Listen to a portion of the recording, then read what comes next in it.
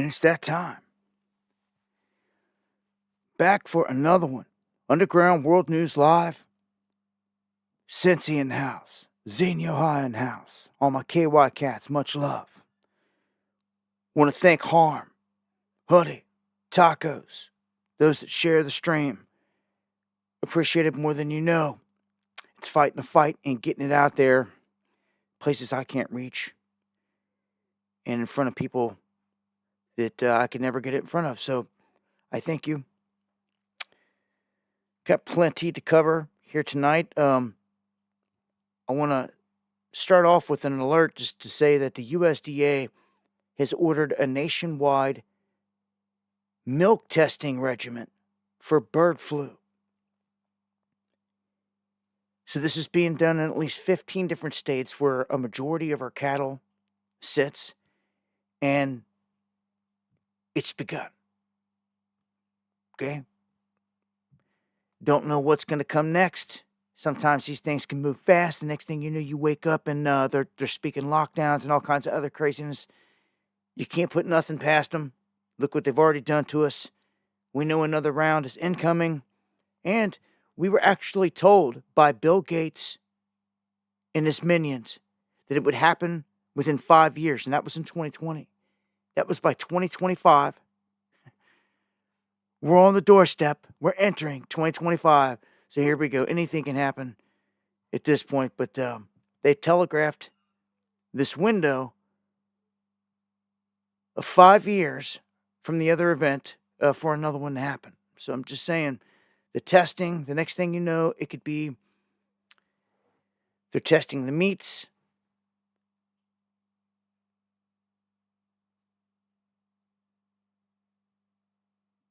Yeah. Hope everything sounds good here tonight at the gate. Do a mic check, but PA in the house. Yeah, man. Just remember what I said.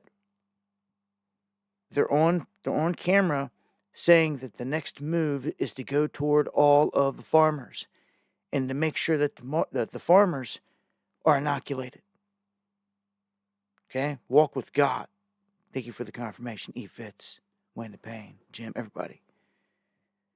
Good to see everybody tonight. I hope you're doing well. Yeah, a lot of people out there love their meat, love steak. Thank you, Calamity. Hope all is good out in Maui. Maybe one day I'll get out there, be able to see. I was just talking about that earlier. I don't know where I'll be able to get to and see before it's all said and done. But, man, there's a lot of you out there I'd love to meet. That's for sure. Yellow Dog in the house. Uncommon. Another brother I'd love to see. Crown Jewels. Another brother I'd love to see. I don't know how we do that, man. I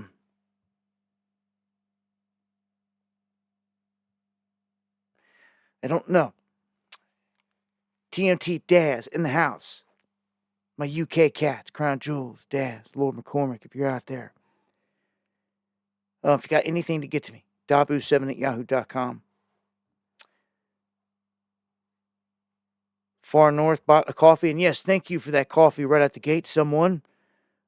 Appreciate it to the fullest, and I couldn't help but notice the synchronicity of back-to-back angels in the chat that was checking in.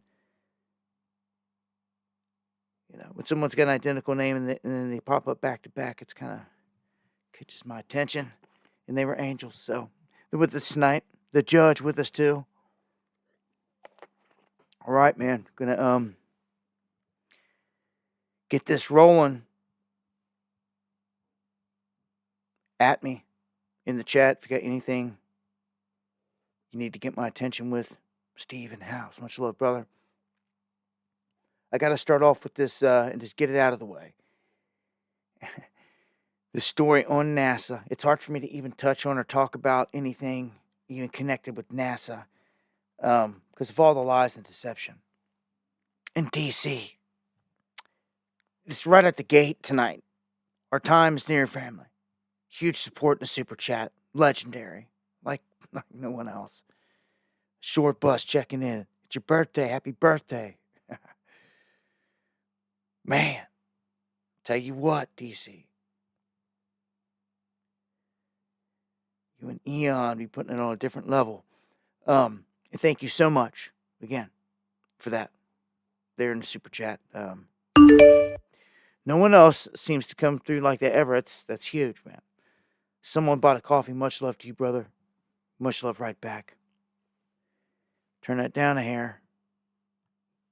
And get this going. We're supposed to have the first manned flight of a moon mission called Artemis. It's supposed to go down. Well, it keeps getting pushed back. Now they're saying 2026, maybe 2027. Now,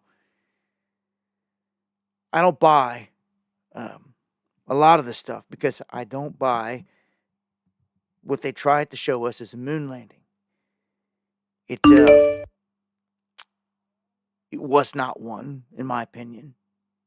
And thank you, Gina, for the coffees and the support. Appreciate it to the fullest. But I've been waiting to see if we have a mission like this, hopefully in my lifetime, that we can lock a telescope onto or a camera onto, and we can watch them go to the moon from Earth because it's right there. You should see the whole transit, every bit of it. Shouldn't be no ifs, ands, or buts. You should be able to watch the thing take off from Cape Canaveral or wherever the hell it's at and go into the sky, and you should be able to watch it, and it should be able to be tracked all the way to the moon. All the way. So there's certain things that when they attempt to do this, man, we need all hands on deck, and we need everyone to be paying attention and looking, because first off, if you can't witness this whole event when it's right there in front of you and you can't zoom in, you can't see anything approaching the moon through your telescope or anything like that, then we're being fed a lie. And we're fitting to prove it one way or another. You watch. High in the house. I'm telling you, before it's all said and done, just a couple big things I'm going to check off the list. Improving some things about this moon one way or another. It's one of them. These people that you see right here, this is supposed to be the crew for Artemis. And thank you, North Washington. Much love. I just don't see them. They haven't proven to me that a human has been on the moon yet. It's all been a fake. I mean, and it's pretty bad fakes. You go back and you look at all the footage, and you look at everything that's documented, man. It's all bogus. And it's a shame. It's a shame. I think it's well known. I look at a lot of places. I flip over a lot of stones investigating things. I've seen a lot of video clips. Some that ain't even around no more. I've seen some clips of these astronauts that tell me enough that something's going on. I mean, that one, like I said, it was Jimmy Fallon. He just sat there with a buzz or whatever. He just sat there and said, "You didn't see us land." He just straight up said it. He flat out said it. And he's done a bunch of other things that lead toward they didn't go. In the one mission that they had in subspace where the guys came back down, when they were all sitting there on the platform, they looked scared to death. Like they had seen something in subspace. Obviously was told not to say anything, all this other crap. But I've never seen anything concrete. So, if you've got a telescope, we're calling upon your services. When this all happens, a year or two from now, dedicate it toward this launch. We need eyes on it. I know Kart Racer, rest in peace, my brother. He'd be all over it if he's still here. And I kind of feel like it's his spirit nudging me along to cover stuff like this. We're going to rule it out one way or another. For real. Either it's going down or it ain't.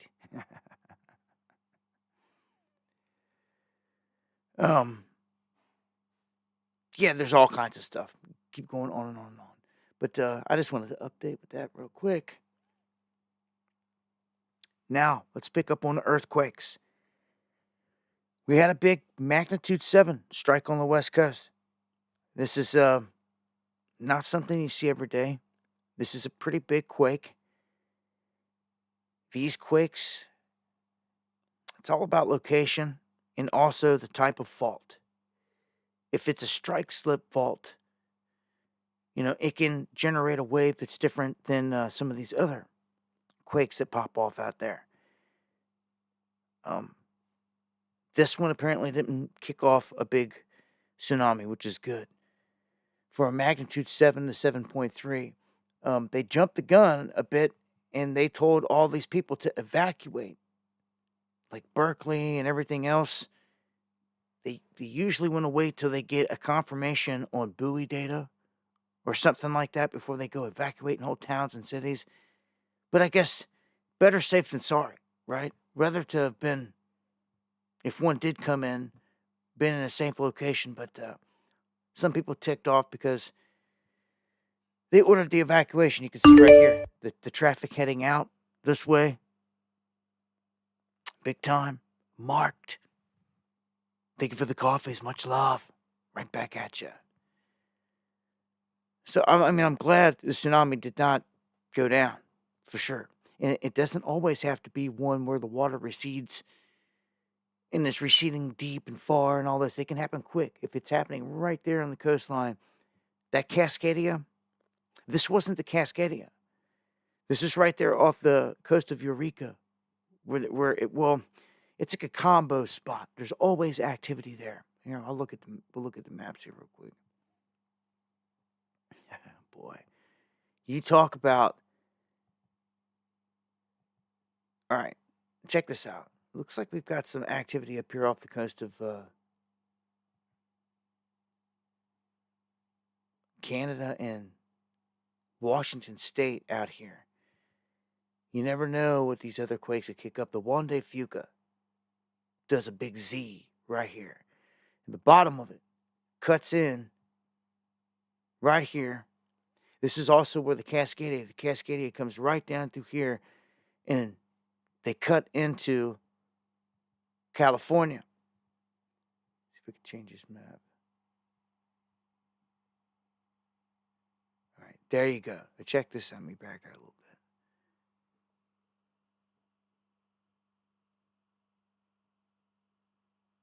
bit. Now you can see the Juan de Fuca fault plate right here. Look at that. Look how it cuts right there. It's a huge cut, and then you've got this huge line. The ocean floor and everything else out here is just like, we could go on for days with all the craziness that's out here, but it's right here on this cut where we've got hundreds of quakes. Hundreds. Anything under 1 is not listed. They're happening all over the place. So that's what's got my attention right now. Was the beginning, because normally we don't see this. You'll see a quake hit, and then maybe another, and then that's it. You don't see hundreds of quakes.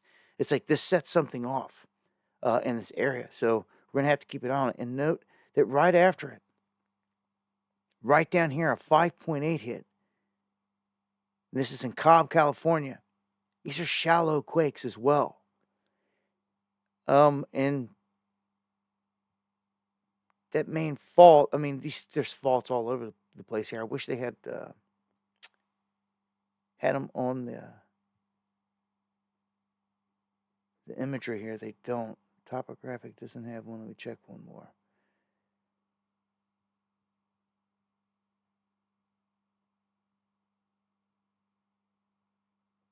Nope, no fault line map.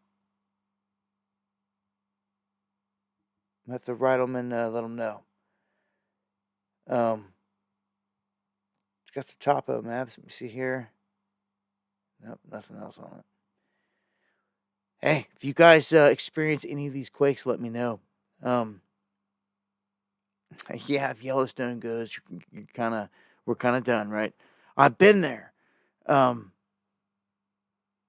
Yellowstone is an amazing place. The geology, the waterfalls, the animals. I saw all kinds of black bear, elk, a grizzly bear that I took off running straight toward. Just amazing stuff. Yellowstone, beautiful place. Was up there hunting a treasure. You got that right. Fear nothing. All right, you guys may recall me talking about these mystery booms. These booms that took place. And I played the video of this same guy right here that was talking about it. He got a visit from his friend telling him to take down the videos. His friend was a cop because they've been ordered to kind of like deny these type of events. Well, they drive way up into the middle of nowhere where these booms are emanating from. And they find this mountain that has this crazy door in the middle of nowhere. And they can hear like a motor, like the stuff running inside. And like this is again out in the middle of nowhere, you'll see here. And it looks like the door's been shot. Those are bullets. I know them enough out here in the country, man. When they shoot the street signs and everything else, like it's what it looks like, just like that. And it's been shot. The door's been shot up. And they can't open it. They're saying it's locked from the inside. And it's interesting because this is what I was trying to tell folks. Like, track it back to a spot. Now, I don't know if this video was before or after the last one. Shout out to Tacos. Send it my way. Could be a generator in there running. Right, good point. It could be anything. The question is, like, what are they doing in there? Yeah, it could be a generator, but I mean, what are they doing? Like, who's out in the middle of nowhere in a mountain like this? It's just kind of crazy that they come across this. You never know what you'll find out there. Chrissy from London, England, checking in. Much love from across the pond. Thank you for the super chat, mate. And good to know, man. Got growing audience from the UK. You never know where folks are checking in from. Appreciate that. If you don't know, you got Daz there in the chat, TMT, and also Crown Jewels, two of my mods from the UK. Yeah, much love. I'm going to play this clip. Here we go. We made it to the end of the road, but we got to go clear up there. And that's why we brought the quads. Well, we're pretty close to the pin, and we're as far as the road goes. The pin is actually a half a mile that way into the mountain and up. But it's kind of funny. If you pan this way, I'll show you. You can see it now. There's a welded door going into the mountain. We don't know what's in there, but straight that way is where the booms are coming from. I originally thought this door was welded shut, but upon closer inspection, it's somehow locked on the inside.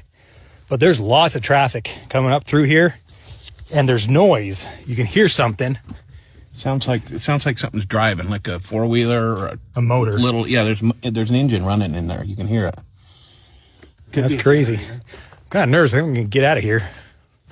To get here, we had to drive about 20 miles on a dirt road after we left the main highway. It was a long ways out there. And once we'd been out there, kind of checked it out, on the way back, we got to the truck and we noticed a bunch of quads zipping down the trail we just came from. And we got out of there pretty quick. We didn't want anything to do with them. Not sure who they were. It was kind of... Are the bones coming? I mean, that's crazy to find. It's a boom maker. But I mean, no, like, what are they doing in there? And then the dude's zipping by. It reminds me of typical Out West adventure.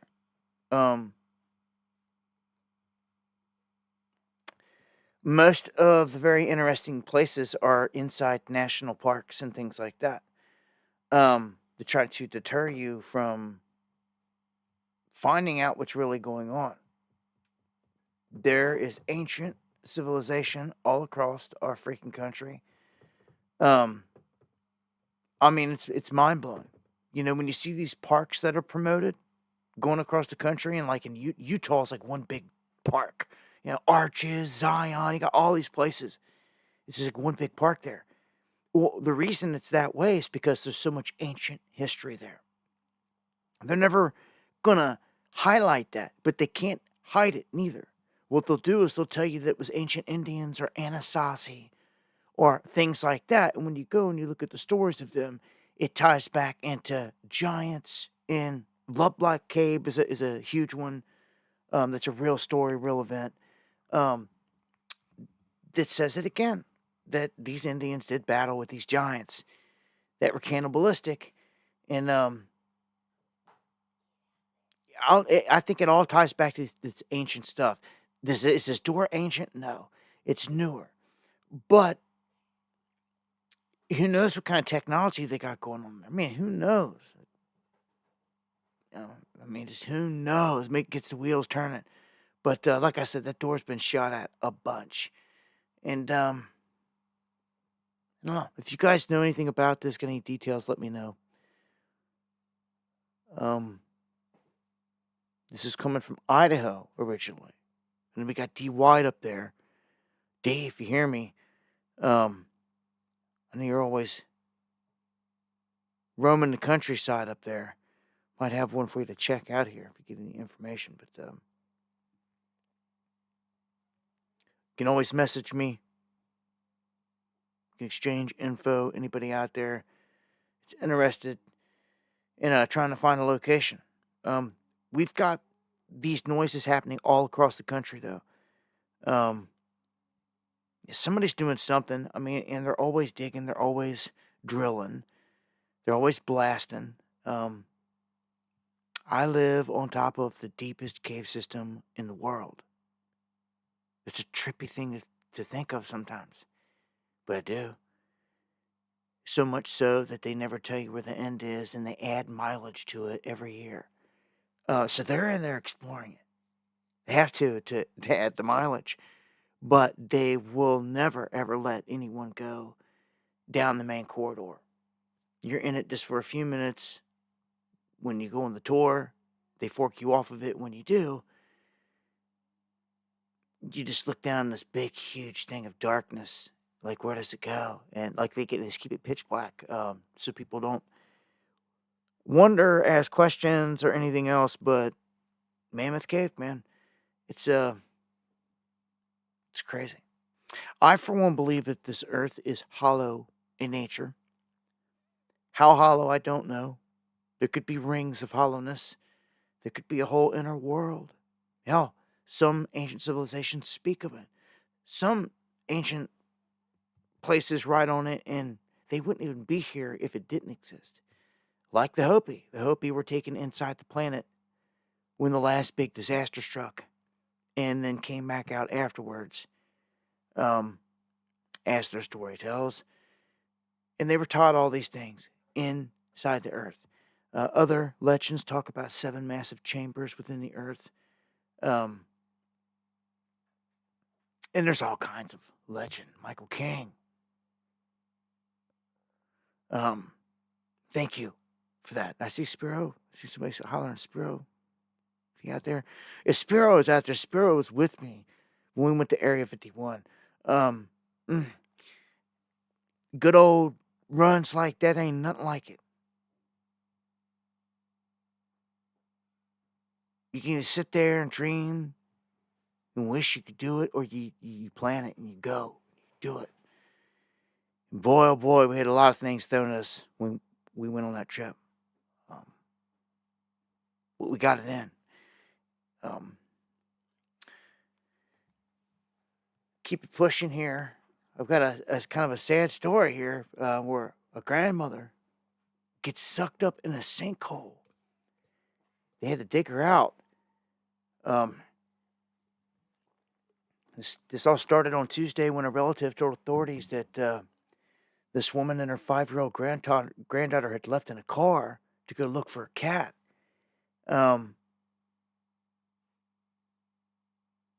They said she was the one missing. Just her. Elizabeth Pollard, 64, was found dead Friday in this sinkhole type ordeal where they had to dig her out. This is in Pennsylvania.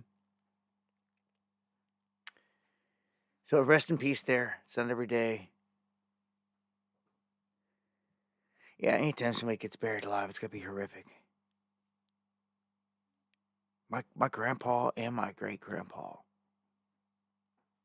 were both buried alive. I think murdered. But that's a whole other story in itself. But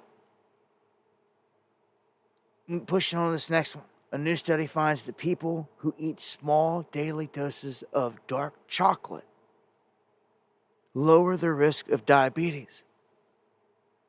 So I thought that this was interesting. I know diabetics out there. Unfortunately, I knew of one guy I didn't have a chance to know for a long time. His name is Larry. And he was diabetic, and he did a lot of work with us on some property. He had to always have his candy bar, but everybody always had to make sure he had his chocolate or whatever, so he didn't go into a spell. Well, apparently one day he went into a spell, and I never seen him again after that. One thing led to another, and yeah, R.I.P. Larry. But yeah, diabetes, not fun. But who would have thought eating some good dark chocolate lowers the risk?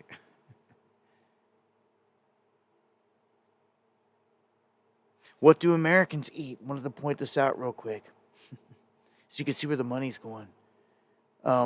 Sugars, oils, beverages. That's where a chunk of it goes, like the main chunk. Behind food away from home. Food away from home has a lower percentage than this one up here, but that's where the majority of the money's at. So when you're eating out, fast food, or just, even if it's a good restaurant, whatever, just food away from home, period, all in all. Meats, poultry, fish and eggs at home at the top, and fruits and vegetables, cereals, dairy, top of the list. And this stuff's not cheap. This one, I want to throw this one out there because it just goes right along with where I see this whole thing going. You can see it says a reset for America. And I know from my research that there's a plan for this. No, it wasn't part of some secret meetings or some fly on the wall. There's books on it, man. Manly P. Hall wrote one called The Secret Destiny of America, and it talks about what they plan to do to America. And they're doing it. All they got to do is finish this off with a reset and an economic downfall. That's all we're missing. And it's about to happen. I believe on Trump's watch, so they can blame him. He seems to know it as well. He's done said it on camera. So, I don't know if all these people that voted for him are paying attention or not, but I don't want, it seems like a lot of people out there like, oh, he won, and just ignore everything else. You can't do that, man. It's like a deer in headlights type deal. Like, you need to keep your guard up, is how I feel.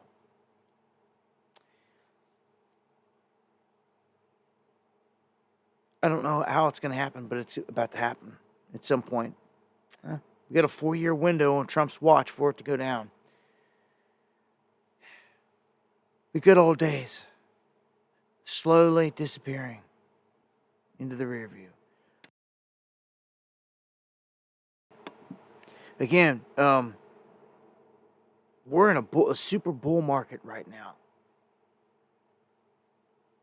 A blow off top can happen. This thing's going to come down at some point. It's not going to be good. I think it's going to be during Trump's time frame. I mean, this dude's about to unload tariff after tariff after tariff on everybody in Obama. A crazy spree.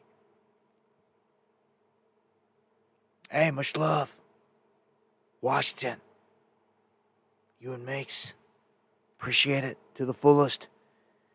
But look, man, I've spent a lot of time warning you about this Great Reset. Either you care and you've prepared or you haven't.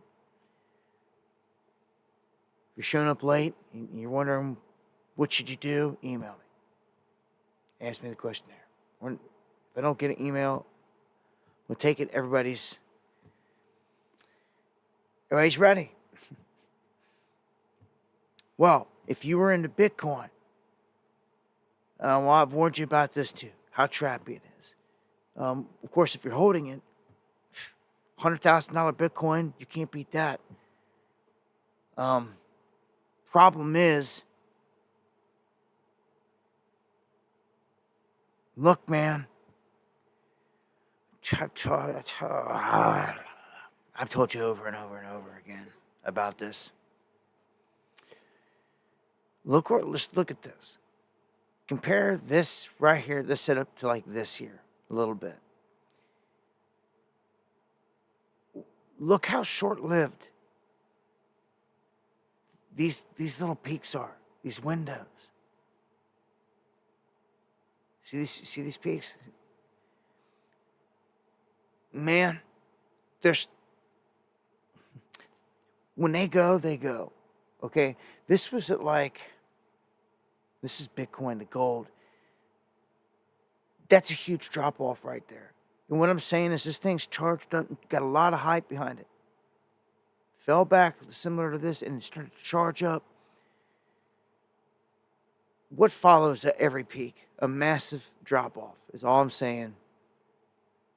And as I said before, now that we've cracked 100,000, you see they're going to stall out around here, or it's going to end up like running up a little parabolic, like 120,000. If it does that, it's surely going to dump down. And everything has to correct at some point. Everything. But Bitcoin is taking the whole market with it, as it always does. All these other cryptos and all this other stuff. So, I hope people out there that understand the consequences of it, that are in it, that you're making yours. You're making your money, man. Our whole plan back in the day, back in the 2017 run, was make $2 million, because the man's going to want half of it. And you walk away a crypto millionaire, right? So I wish you luck on that. I just know, I warn all the time how big of a trap it is for people that don't understand it. Anyhow, it's surging, and everything's up. Bitcoin's up, gold's up, the market's up. Look how small these windows are. Again, these peaks, man. Just saying.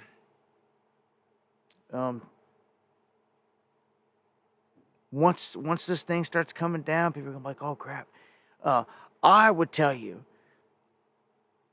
if I was in the game, oh, it's so tempting right now. For those of you that are not in the United States, you can probably go onto some of these other exchanges and you can short Bitcoin. Alabama Slammer. Merry Christmas. Thank you for the coffees. I would be shorting it. And you could probably short it, I've heard, on even like Binance and all this other stuff, but they're going to want all your KYC on these sites in America. Yeah, and I'm getting to the story about Haley here because she just got used and abused and thrown to the curb. Quick like. This is what happens in these crypto bull runs. We've seen so many cycles.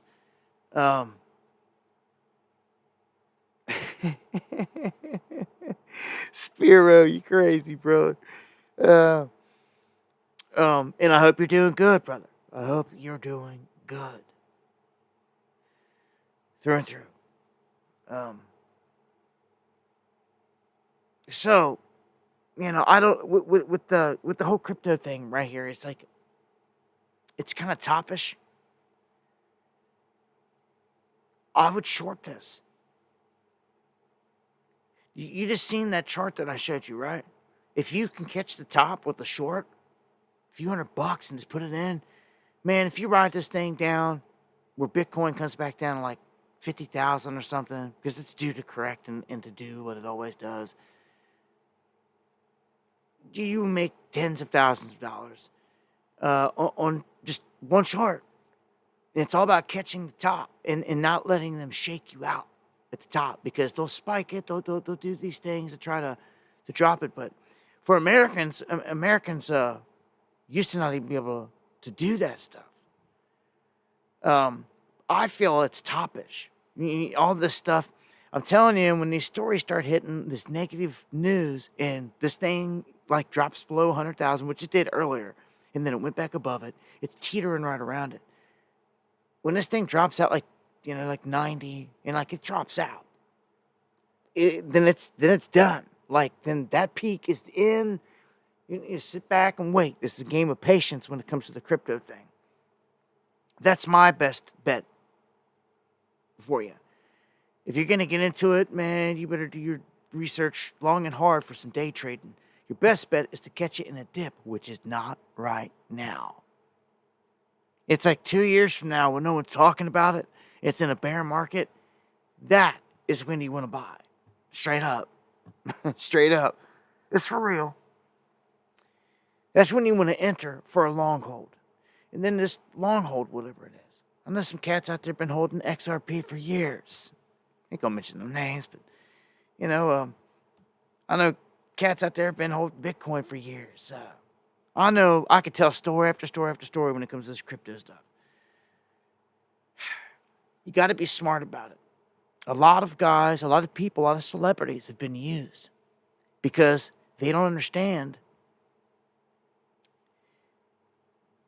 that they're getting used. They think that everything's legit. They're naive to it. And we've witnessed Snoop Dogg, Katy Perry, everybody, all kinds of people get caught up in this. And the crypto stuff. It doesn't end up working out too well for most people that's shilling a coin or something like that. It just doesn't. Enter Hawk Chua Girl.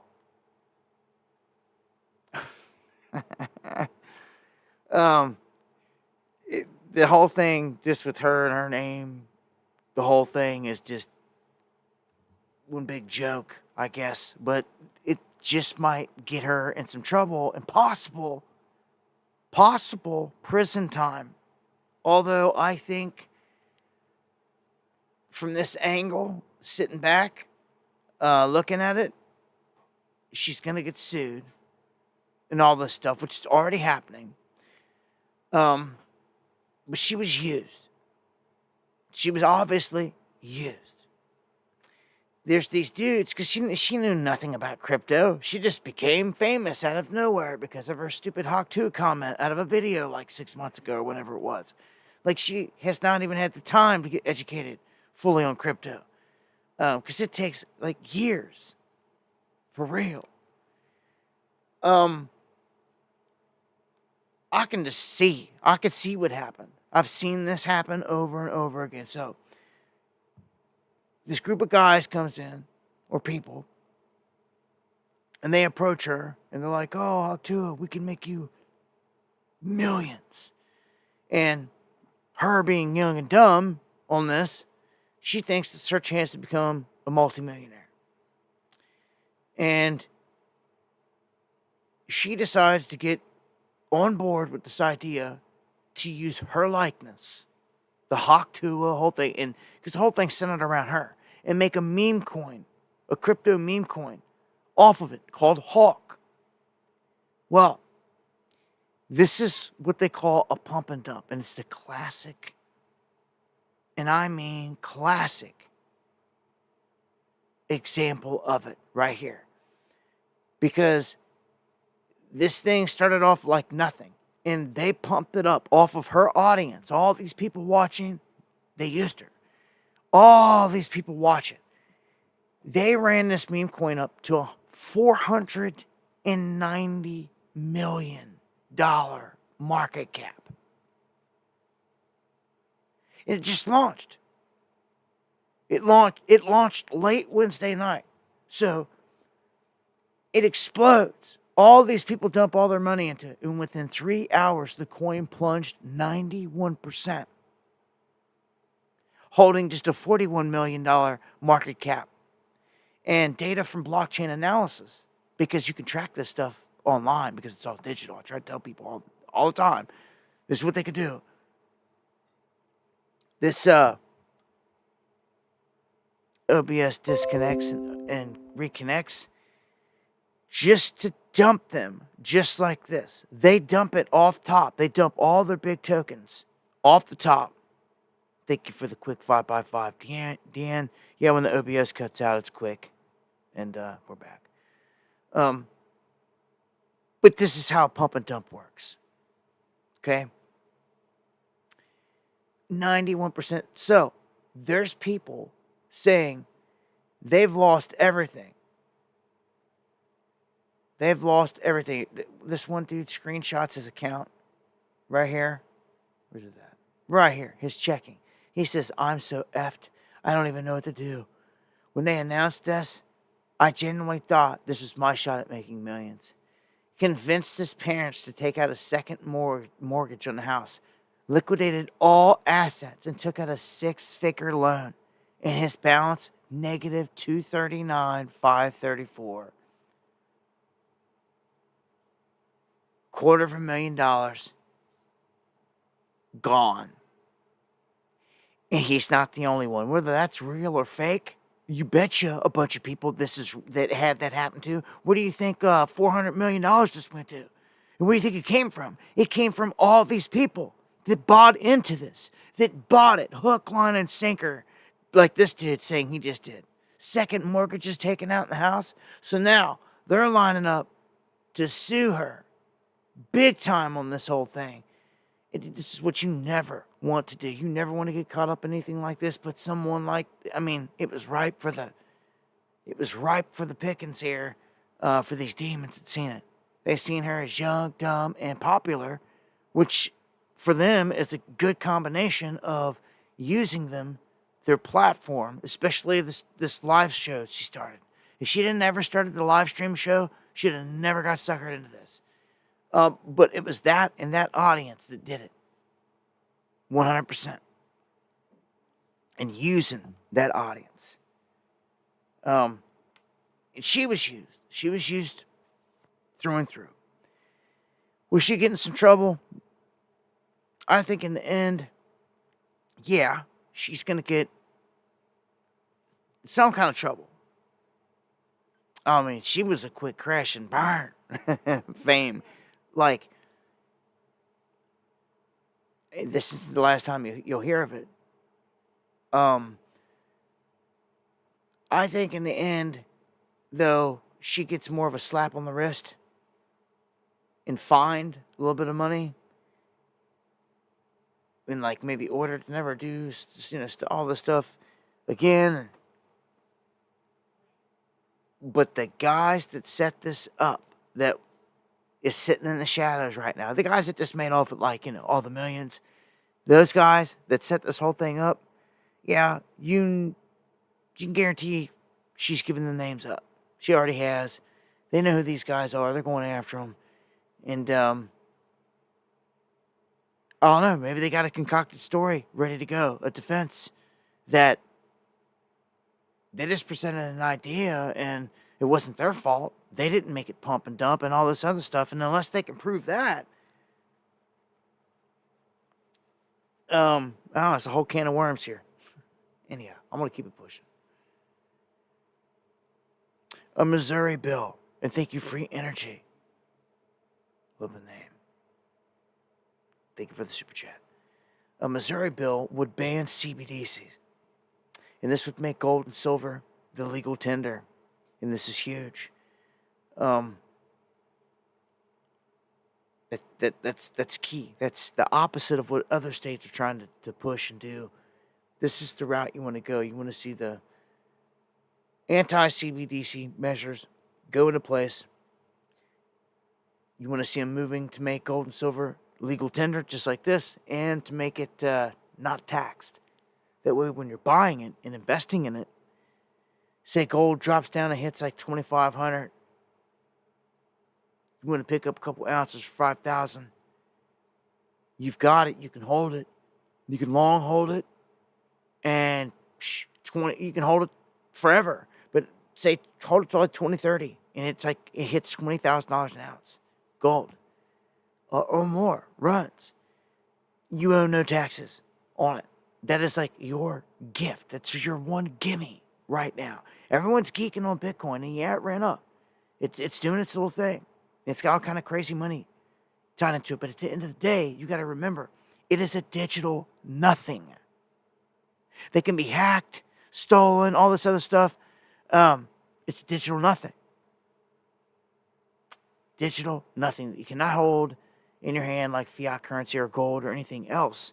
And if the system was to get cyber attacked or taken down, you definitely ain't paying for nothing. You ain't going to a gas station and paying with anything digital at that point.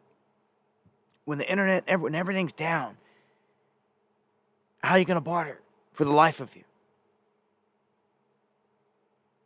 How are you going to keep your family alive in an event like that? You can't with this digital crap. You just can't. And everybody's different in terms of bartering. So, I don't know. That's a whole different animal. I've talked about it a ton. It's all about the people around you, what they got. What they got and what you got to trade, pretty much. And if there ain't a lot of any of that around, boy, you better be looking for something somewhere. Anyhow, I think this is key. Okay? If you get gold and silver right now and you just stack it and stack it and stack it and stack it, my gosh, when this starts to do its thing and it's going from 20,000 to 100,000, gold, I mean, it's all tax free. You can't say that about Bitcoin and none of that other stuff. They want half of your earnings on all that stuff. Damn near. So this is a huge gift me. This is like I'm telling you. It already has been. I've been telling everyone since 2017. Since 2017, and look where the prices ran since then. Insane. Huge gains. Huge gains, man. Remember back when, silver was having a hard time in that 16 zone. We're sitting here looking at it around the 30s. It's like when silver runs, it's going to, oh man, it's going to run crazy. It's going to run crazy because it hasn't even done it yet. Gold's just been breaking records. Silver hasn't. Silver hasn't been breaking records. It's staying right at that level. It hasn't broke out yet to set those records, man. I'm telling you. You see Bitcoin jumps out ahead of everything and sets a benchmark, and once it kind of stalls out a little bit, then everything, Ethereum, which is the silver, runs and chases to catch up. And I think Ethereum just crossed like 4,000 for the first time or something, setting a new record. See, that's what silver has to do, and then all the rest of the precious metals. But they're waiting. Like when the king is active, which is gold, like everything takes a back seat to it, and which is Bitcoin, the digital version of it. It's how I see it. But it's easy to, I guess, take IOU money that you can print out of thin air and pump it into a digital nothing. The other downfall for Bitcoin and all this digital stuff is it consumes a lot of power.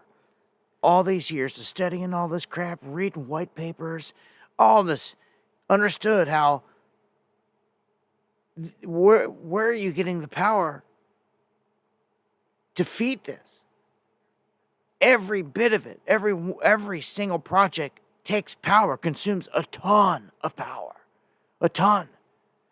I mean, in China or in these other places, they got guys set up on like waterfalls to mine. And yeah, I'm sure they are making a killing because all the hydropower that's generated there. They got power for days. But that's what it's taking just to do it. And again, it's digital nothings. You are burning all that energy at the end of the day for digital nothings. Just blows my mind. You know, you don't have to, I don't know. It's just, yeah, there's opportunity here in these games to make money. But, man, gold and silver, if you're in the right state with no taxes, I'd be stacking it. And I told you this, and this is kind of weird because it's dated. This came out on the 5th yesterday, but it said that these tariffs had till, companies have until December 3rd to install the panels. U.S. Customs and Border Protections have pledged a strict enforcement to prevent stockpiling. Look, they're cracking down already on everything. I told you, if there was something that you should get solar stuff because it's going to go through the roof. Ranging from 30% to 230% tariffs thrown on this stuff. And it's already beginning because the companies had to have a login of, like, through the government of, I guess, certain purchases. And after that, the tariffs start to come into effect. I'm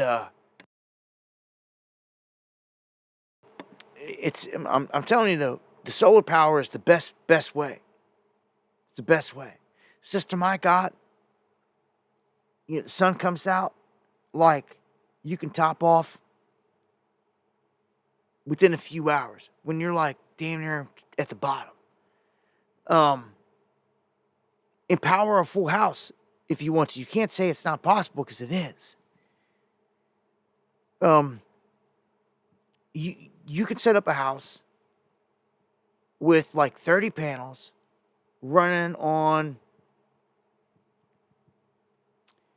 I don't know, it depends on what you need, to be honest. You can speculate all day on battery banks and inverter size, but say 45 kilowatt hours, 18K inverter. You're going to run a whole house minus any heating elements. Put them in a propane tank or a natural gas tank. For your stove, for your dryer, for your water heater. Just put them on a propane tank, natural gas tank. Gasified. And then, and thank you, Yellow Dog, for the coffees. God bless you. That will not take those things will tax your solar, your battery bank, more than anything. Heating elements, things like that, more than anything. But if you remove them and you just put them on the gas and the propane by themselves, then it all works out good. You can be off grid.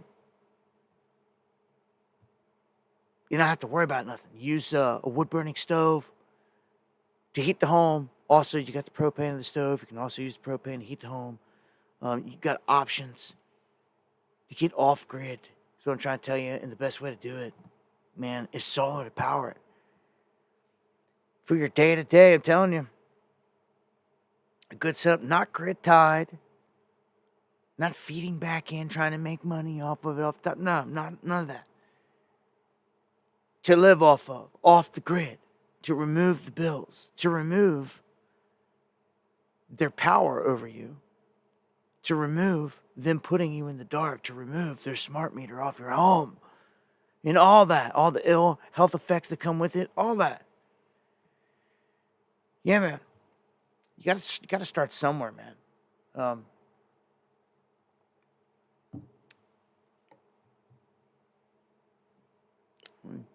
Or not.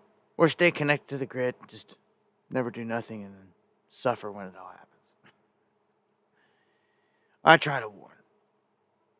All right. I also warned you about TikTok. You won't catch me over there. Just simply because, look, man, it's bad enough I got to deal with my own government spying on me, censoring me, doing all these things. But to have the Chinese government doing it, like, no thank you. Not trying to have that happen.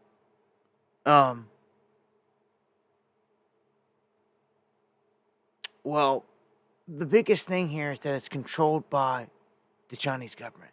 And if I guess through this new ruling that if they're saying that if the parent company ByteDance does not give it up, then all these actions are going to take place. They're saying a 3-judge panel, the U.S. Court of Appeals for the D.C., said that it would not review a plea from TikTok and ByteDance, the Chinese parent company of the app. So the federal law is going to ban the app if its Chinese parent company remains in control. So they passed this. Okay? The law takes effect January 19th, the day before Trump is sworn in. And Joe Biden on the 19th can delay the ban for 90 days if a sale is in progress at the time. So this whole thing's about to go into effect and be enforced. If they don't sell it, it's going to be banned in the United States. Yeah, unless Trump comes in and does something like, but I don't know. Trump did just appoint a new this tech billionaire to be the crypto czar.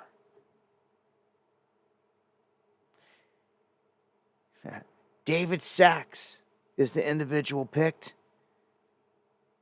He is the first ever White House AI and crypto czar. And this is going to be kind of a really important role from here. These are two critical areas, and this guy is the czar over them. We'll see here. At some point, the FUD's going to roll negative news that brings down the market on Trump's watch or not. And anyhow, moving on. Let's get to the big updates here on Daniel Penny. We got a judge dismissing the manslaughter charge against him, which is huge. And they ordered the jurors to consider a lesser charge because they were deadlocked. And he was like, no, you need to come up with a solution. And they instantly were like, we're deadlocked. And he's like, well, look, I'm dismissing the manslaughter charge against him, and you guys got to come up with a lesser charge then. And that was labeled criminally negligent homicide. So, the big one that was on his head is gone. Okay? Because if he'd have been convicted on that, he faced a maximum of 15 years in prison. So, at least that's been thrown out in this instance. I've warned you about this one several times. I've given an update on it several times because it's an ongoing situation. And they're now saying that the China-linked hackers, Salt Typhoon here, have breached 8 major U.S. telecom companies. I've told you most of them, like all the biggest ones out there, they've gotten into. And they just keep adding, like 1 or 2 more here and there, but they've gotten into everything. And they can't get them out is the concerning thing. It's like they're in there. They know they've been in there. They can't get them out. It seems like there may even be something else going on that they're afraid to say or will not say. Almost like they're being held ransom or in a crazy way that they're not saying. What they are saying is that the Chinese are able to go and track everyone's every move, all your messages, anyone and everyone, all high-profile people, senators, all politicians, and that they even got into the DOJ's wiretaps. That I'm going to say that that's like almost damn near impossible.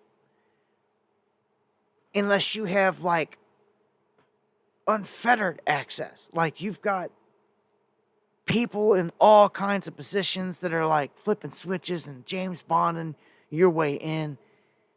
I mean, we've got to be severely compromised. And I'm at a point to thinking, like, man, if they're in that hard, they can just shut down all comms in any given moment. They could shut it all down. If they can go in and do this and get inside their wiretap program and get out of here, they can do anything. They can't stop them neither. This should be like huge red alerts all over the place for everyone and like a huge deal. But like they're releasing information, but like doing it calmly, quietly, quickly, and pushing on. I don't know. When you flood a ton of information out there, these days, every day, it just gets lost in the mix, huh? Lost in the mix. All right. Jenna, thank you for gifting membership. Welcome to the underground out there.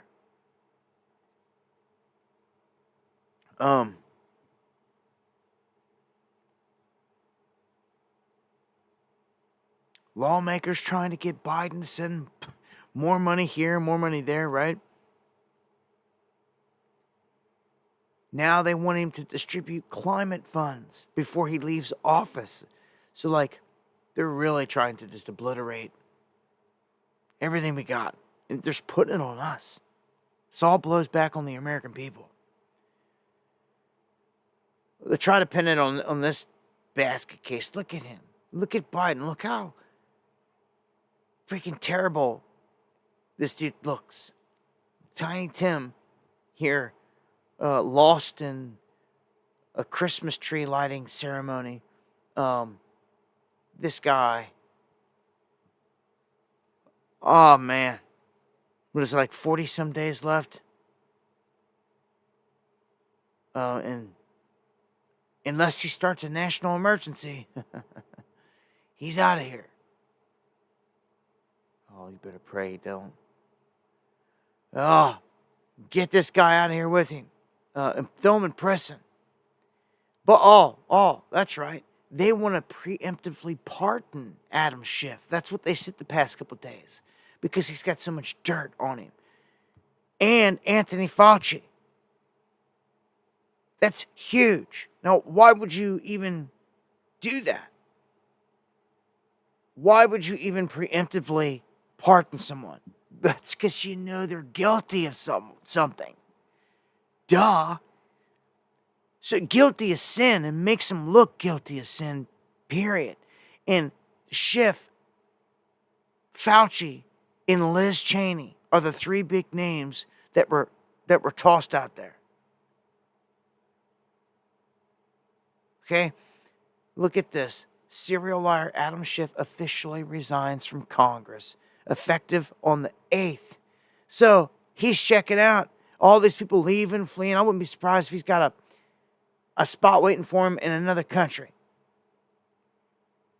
So I just walked off the House floor where I cast my last vote as a House member after 24 years. And I just want to thank the people of Burbank, Glendale, Pasadena, Hollywood, and the surrounding communities that make up the 30th Congressional District, but over time have made up other neighboring areas for the opportunity to serve them for all this time. I'm so grateful for the opinions you shared with me, the values you shared with me, the legislative ideas, how you made it possible for me to be effective in being your voice. And thank you, too, for having my back during some very challenging times, which are not over. But I'm really looking forward to serving you in the U.S. Senate, and I want to thank the people all over California for that opportunity. We have so much to do. I'm very excited. Whatever. Shift for jails, what I say. Look at this. Look at this. The mayor, remember this guy had tie-ins with P. Diddy as well. Basically flipping, leaving the Democratic side and coming over to the GOP. We're seeing more and more of this. Would you ever consider rejoining the GOP? The party that's the most important for me is the American Party. I'm a part of the American Party. I love this country. This is the home of the free, the land of the brave. My 19-year-old nephew died on the fields of Vietnam, protecting what this city and this country represents. And that's the party I'm going to always be a member of. And I did it as a police officer when I wore that bulletproof vest for 22 years. And I'm going to do it with this blue suit as the mayor of the city of New York. All right. Well, we are looking forward to your meeting with the so-called border czar next Thursday. In the meantime, Mayor Adams, First Deputy Mayor Maria Torres Springer, thank you both for being with me this morning. So, that's one. Oh, and guess who else seems to be floating this way? Leaning this way. Man, this guy kills me with shaving his mustache off and the rest of the stuff. Fetterman is he's a character, but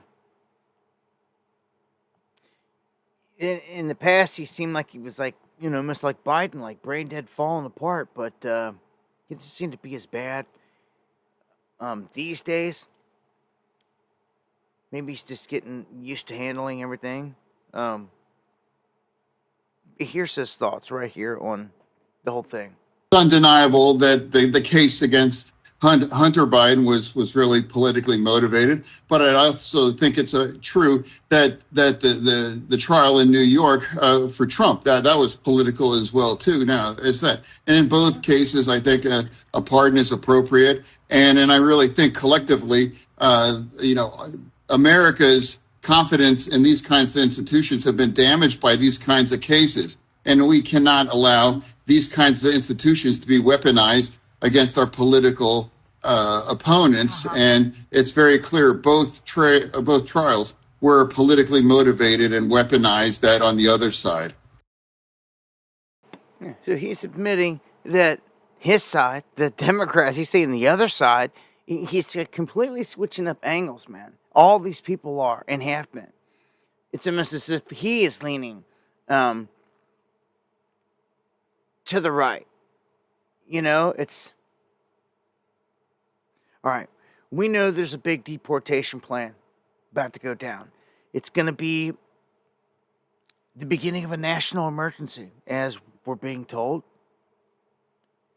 But there's some states here that are fighting back, and it almost seems like it's setting the stage for, like, a civil war. Like, you hear the term all the time. But it's most of these states that have the biggest sanctuary cities that have all these illegals in them, these migrants. And just imagine what's about to happen. Day one, Donald Trump signs his executive order, and Homan and all of them, they go into motion. This whole new administration going after all these people. Okay? And teams start going out in all these different cities to try to arrest them. Well, in places like Denver, they're going to run into issues. The mayor saying he's going to use local police to stop all this from happening. So there's going to be clashes. Just look at California, New York, what they're doing. They're being vocal about their opposition to this. Although the mayor of NYC was saying, he'll work with Trump, and he's basically saying cancel me and all this other stuff. These states are trying to stop it. Man, these handful of states are what? What are you gonna do? They're gonna be conclaves of what? Like where all these illegals are gonna go, like by the millions? It almost seems like that's what's about to happen. They're going to be safe havens for them. And then they're going to turn on the flip side virtually into like no-go zones. All this is like going to transform and like happen overnight as soon as this goes into motion. Dude, they're about to launch the military full scale on our border. They're going to label the cartels a terrorist organization, which means they spot them there, they can gun them down. There's going to be huge shootouts. This is going to be so much different than what you've witnessed up to this point. It's going to be a hard flex, a strong flex on the border. Everywhere. It's not just the border, though. These sanctuary cities, man. I got to play this clip, man. This is like a scared and guilty Obama, like trying to save face here, in alluding that, you know, the system was rigged or something. That's why they lost. Ha. Whatever.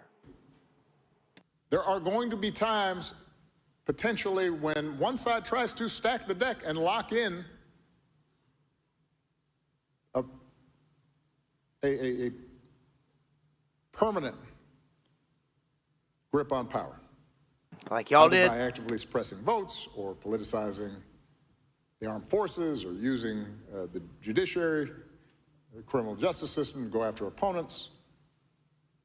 And in those circumstances, pluralism does not call for us to just stand back and say, well, I'm not sure that's okay. In those circumstances, a line has been crossed. Just sit down and shut up, Obama. Excuse me, nobody cares anymore. A lot of people ticked off at him. A lot of Democrats, a lot of people from that side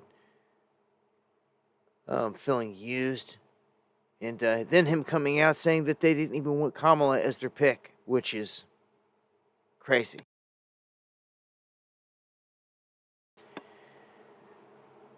Now, I've got a crazy update here on everything with J6.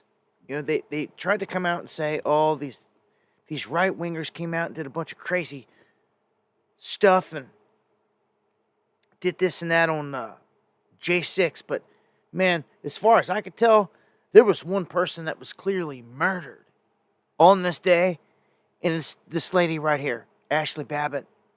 She was shot and killed, point-blank range, inside the Capitol for jumping up into like a window thing. She did not represent no harm to no one.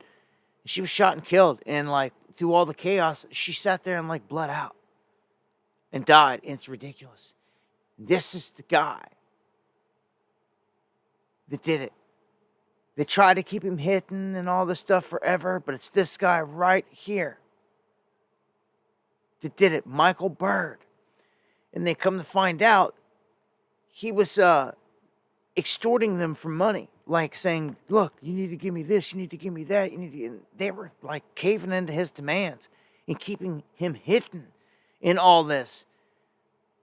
It's ridiculous. This dude needs to go down for cold-blooded murder. He shot and killed her point-blank range. She didn't have a gun, didn't have a weapon. She wasn't threatening or anything like that. Just like all the rest of the people in it that were just, you know. He needs to go to prison, for sure. He needs charged with this. He needs to be held accountable. Like, he murdered her. He murdered her. So, that's how I see it. Here is a fiery confrontation that went down here. Rep. Pat Fallon asking the Secret Service Director, Ronald Rowe, some questions here, and they just, boy, they erupt big time. I'm going to play this clip. So I got another question for you. Do you recognize this photo?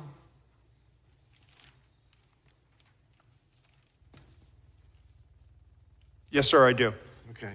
Was that the remembrance of September 11th? It was. Was it in New York? It was at Ground Zero. Okay. Who is usually at an event like this closest to the President of the United States, security-wise? The SAC of the detail. Special agent in charge of the detail. Were you the special agent in charge of the detail that day? Actually, let me address this. Could you please, staff, leave that? Oh, no, leave that one up with the circle around me. Thank you. So actually, Congressman, what you're not seeing is the sack of the detail out of the picture's view. And that is the day where we remember the more than 3,000 people that have died on 9/11. I actually responded to Ground Zero. I was there going through the ashes of the World Trade Center. I was there at Fresh Kills. I'm not asking you that. I'm asking you, Congressman. were you the special agent in charge? To show respect You were not. for a Secret That's Service a bunch of member horse hockey. that died on 9/11. Oh, that you were trying to be. Do not invoke 9/11 for political purposes. Oh, I'm not. I'm invoking this. You are, sir. Gentlemen, and you are out of line. I would like to ask him a question. Please. You are out of line, Congressman. Don't try to bully me. I am an elected member of Congress, and I'm asking you a serious question, and you are I playing am a politics. public servant who has served this nation, and You won't answer time the question. on our country's darkest Mr. day. Chairman, Committee you will come Do to not order. politicize it. Committee will come to order. I'm asking you serious questions for the American people, and they're very simple. They're not trick questions. Were you the special agent in charge that No, I day? wasn't. I was there representing Mr. the Chairman, United I'm States just Secret asking you yes or Service, no. sir. Mr. Fallon, your and time's did not expired. affect protective You operations. know why you were Time's there? expired. Because you wanted to be visible, because you were auditioning for this I was job. there to that pay you're not gonna respect for a get fallen till member of January this 20th. agency. You endangered You are President out of Biden's line, life, Congressman. Vice President You are out of Harris's line. life, because you put those agents out of position. Mr. Did you have a Chairman. radio with Mr. you? Fallon, Did your you wear a time vest? has Did you have a expired. weapon? Mr. I did, sir, and you are out of line. Mr. Chairman, Mr. Chairman, Yes, sir. please. All right. And we are back You're in a order bully. now. We are back in order now. Thank you. So, fiery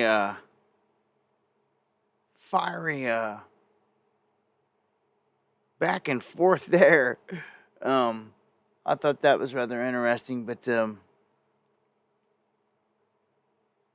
gonna keep it pushing here. We got a Roman court here, a Romanian court, declaring that their election has to be done over. You just don't see this every day. They're calling for a do-over. All because the far-right pro-Russian candidate won. And that's just ridiculous, you know? Unless they can prove that they've cheated somehow. That's just ridiculous. I mean, the left not liking the wave of conservative or populism that's going around, sweeping around the world here with Trump and Milei and potentially other leaders. And I'm going to get to here in a second what's going on in France. I say all the time that we're in the new Cold War. We're in one. We've been in one, especially with Russia. It's been obvious. We're fighting, you know, a freaking proxy war. It's tantamount to a world war at this point. If they're on the other side of it, no matter what front, if you're going up and backing up Israel and any of the things they're doing up there, down in Ukraine, doesn't matter where it's at. China and Russia and all them are the enemy on the other side of the line. And they're basically saying this whole thing's going hot.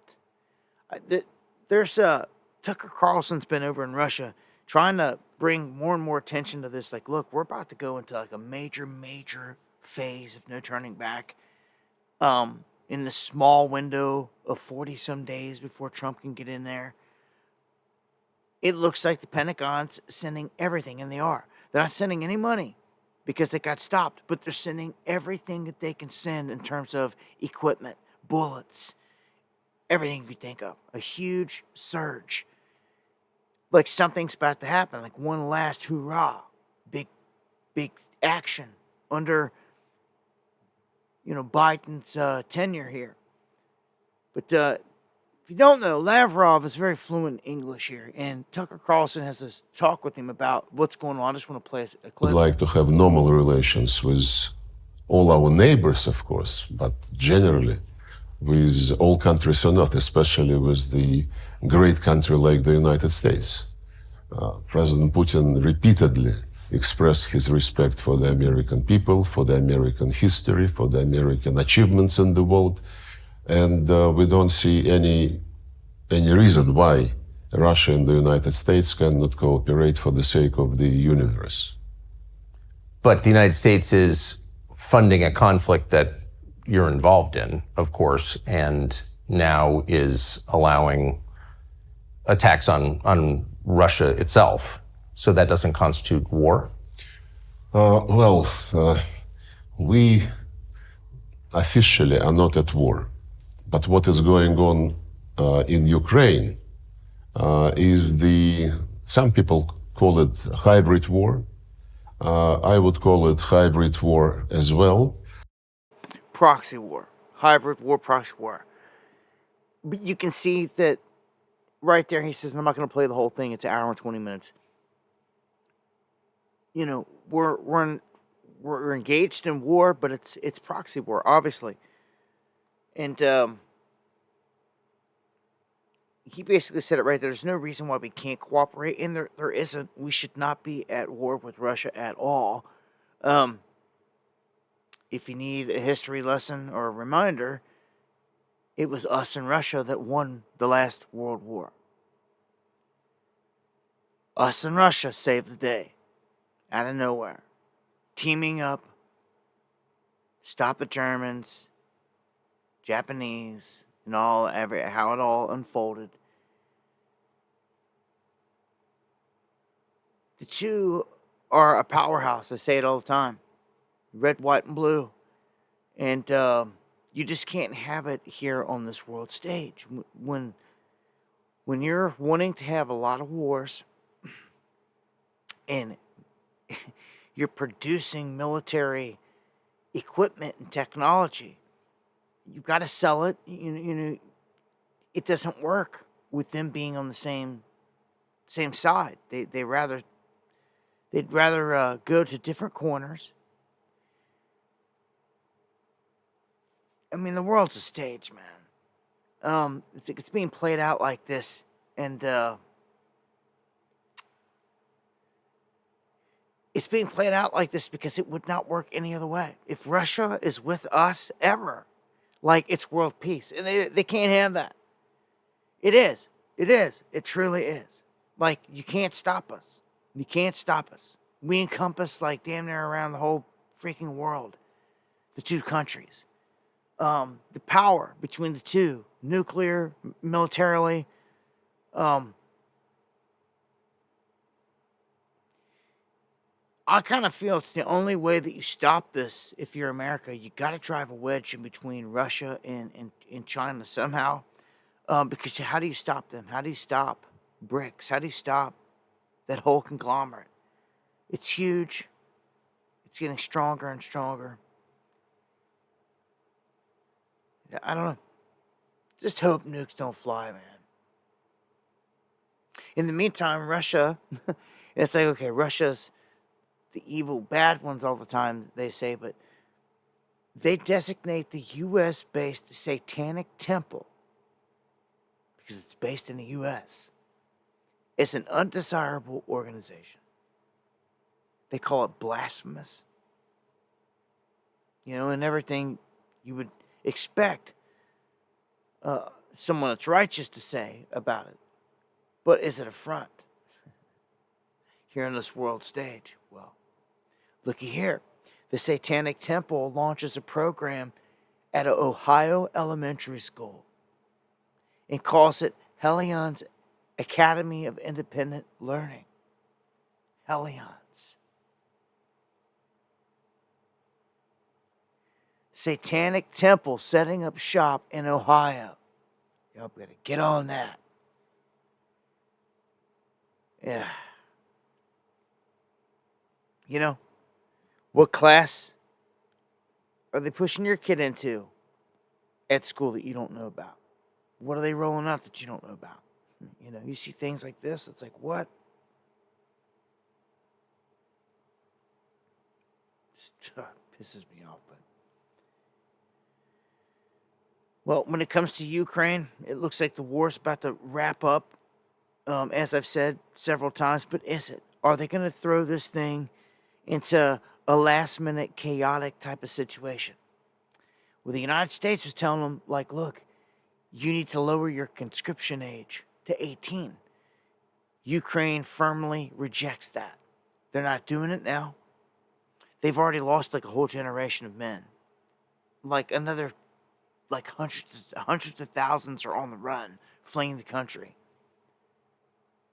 so they don't get slaughtered. So if I thought that the war was going to go on full-fledged or something, I would have seen this getting passed, but they're rejecting it. It looks like they're ready to just take their losses for the most part. So many people have died. Everybody but Zelensky and the upper brass, the people there don't want the war. Thank you, David Jenkins. And you've got these little places around in the same area that are key here, like Moldova, I've said it before, and like Georgia. Well, all hell is breaking loose in these places. And whether they're trying to start color revolutions there or do similar to what they did in Ukraine, where they brought in Maidan and caused chaos and ran the elected government out of the country, the people either rise to try to stop them or they don't. And they let it happen. The people tried to fight in Ukraine. I remind you, years ago, we had it on film, they're fighting in the streets against the police, and they were both getting shot at from a tower. And it was a crazy moment because they both woke up. Both the police and the guys on the side, they woke up and they're like, hold on. Someone's trying to kill us. Both. Like, it changed the tide of everything. It was an awakening moment where, like, the guys sitting there trying, police and the people in the streets fighting realized that, hold on, someone's trying to snipe us both. I don't know. They realize now they've been used. But Georgia, Moldova, these places are highly susceptible to becoming the next little places to go nuts. For real. With war. Because, you can see here, Georgia choosing Russia over the EU because they have better ties. They just fare better. And they should have the freedom of that choice. But because they do, like Belarus as well, Belarus in places like that, they'll become prime targets for NATO.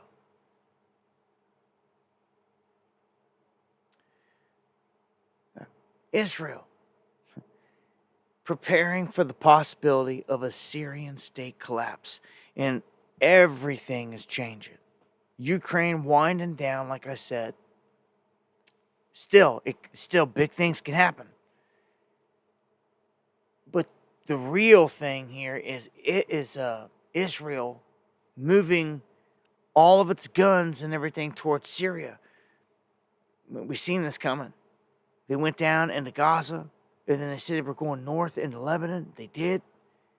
They mentioned something like 7 different fronts they were going to be fighting on. We speculated. We knew Syria would be one. Well, here they are. Israel is backing, along with the West, this group that they call the rebels on the ground, this HTS.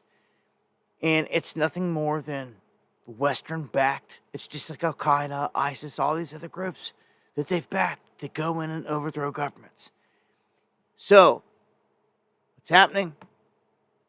Russia, China, telling their citizens, get out of Syria immediately. When they say that, that means it's going down. It's going down. They're about to start pummeling it. And dude, I'm telling you, Damascus starts getting lit up. Boy, the moment that it's like laid waste, it's biblical. So what's this say? The jihadists take a second major Syrian city after Assad's army withdraws. So they're thinking here, what they're saying is major development is that in just over a week that these groups on the ground have managed to take full control of the second largest city, Aleppo.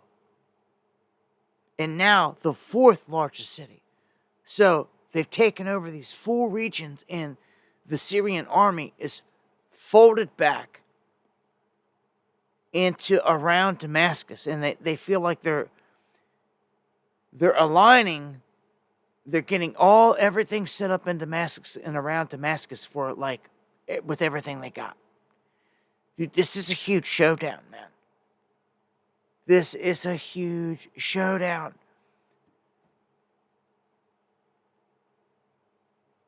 They're just sweeping through these areas, so I'm telling you, when it comes to Damascus, it's biblical, and things are happening fast. What's this one say? Strategic Syrian city of Homs poised to fall as they advance. So Aleppo is taken. They're talking about taking Homs, and they're going to take all these spots. And Damascus is going to be like the only major place left. Homs is 30 miles south of Hama, which fell Thursday. And it gives it links to Damascus and the coast in a key highway.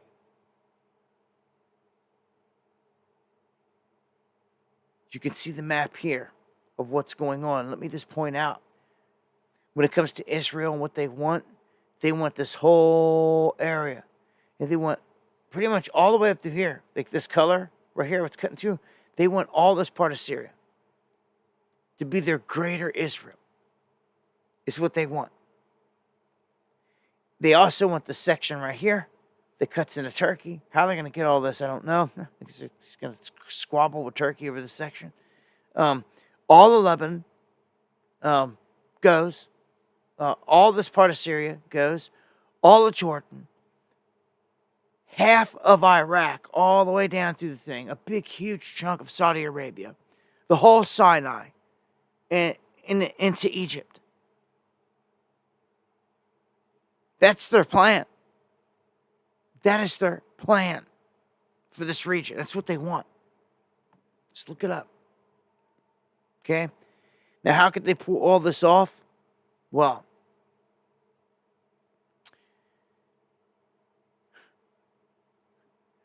the world is a stage. And look what they're doing. They're just going in everywhere.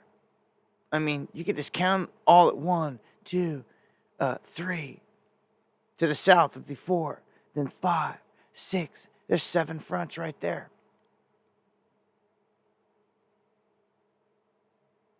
Swoop up all that land that they want.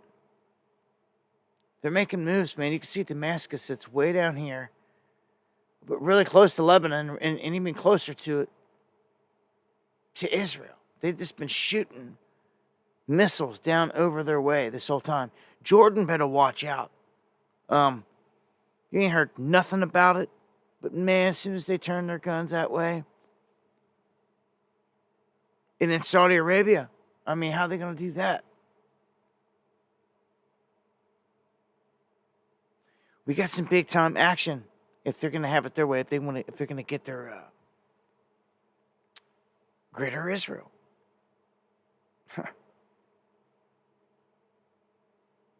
You know? So Turkey's flip-flop. Turkey's, I hate Israel 1 minute, and I'll work with them. Whatever is to benefit them. They flip-flop on us in NATO. They were our allies. We've got weapons staged there. But they turn around and said, we're going to buy Russian weapons, and we want to go that way. And it's trust Erdogan as far as you can throw him. We'll be at here. All right, Milley. This is the guy Biden put in charge of the military that's just destroyed it. So Trump needs to get in there and make an example out of this guy. General Milley needs to be toast, gone, replaced. And telling you, a bunch of these people need to see their day in court. Look, France, make France governable again. France falls. The government that was there, basically. And like they're saying, dude, we're done with your left. We're done with your Macron. We're done with all this stuff. Like,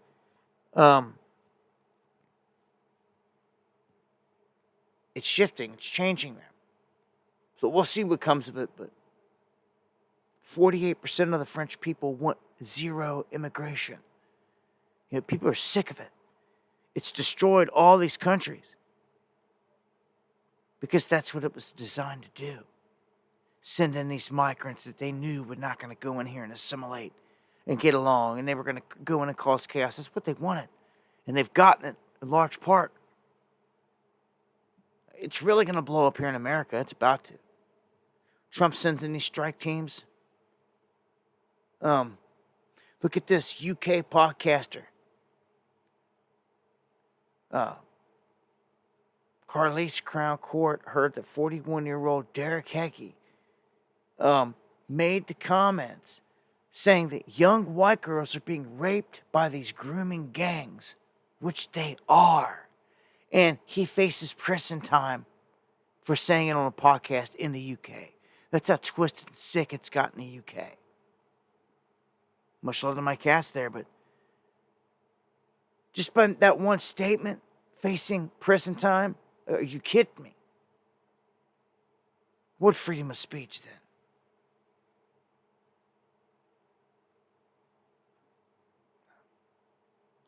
You've got universities and others freaking out about Trump about to launch this stuff. All kinds of people. Rightfully so. I mean, if you're a place that has a bunch of suspected illegals, then yeah, I mean, you should expect that somebody's going to try to come and round them up. That's part of the whole plan, or it's never going to happen. But this is a double-edged sword, man. I can't help but think of all these places, the colleges, everywhere, anywhere and everywhere that someone can work. It could be the gym, it could be Walmart, it could be anywhere, any factory, any business, it could be anywhere, roofing, anywhere. That means these teams are going to be rolling up everywhere. And it's kind of a scary thought that these dark vehicles just going to be rolling up everywhere. You know what I'm saying? Like somebody stepping out, burn one on break at work, and the next thing you know, these dark vehicles roll up. And they're coming up, and they're not like, guns drawn and get on the ground like that, but they're going to be coming up like, hey, hello, we're going to say like FBI, whatever teams they got going in, SWAT teams, Homeland Security, they're going to show badges. They're going to ask for your ID. You see, and this is the part that concerns me. Just imagine any company, just pick one, any company, any place around, and they roll up to it. Just play it out in your head. How's this going to go down? Well, they're there looking for wanted people and criminals. And the only way to do that is to run everybody. Say they have a tip-off that there's somebody potentially working in this warehouse or delivering pizza at this place. Anywhere. Again, they're going to come walking in and they're going to, what do cops do? What do cops do anytime they're around? They take your ID. If there's anything that's going down, they first check IDs. And this is what's going to be happening large scale all over the place. So I'm trying to warn you about, man. He's about to spark a war at our border. This isn't a conspiracy. It's the truth. It's what his plan is. Label it a national emergency, which is going to give him crazy-ass powers to do all kinds of crazy stuff. And these teams are going to be going where? All over the country. It's going to be unprecedented. Unprecedented. And he's going to be rolling out the military to fight the cartels at the border. So you see, again, it's a double-edged sword. Some of this, yeah, you got to get the bad guys out and gone, but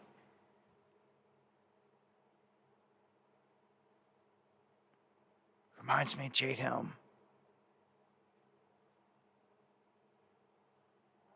Everything Jade Helm warned about.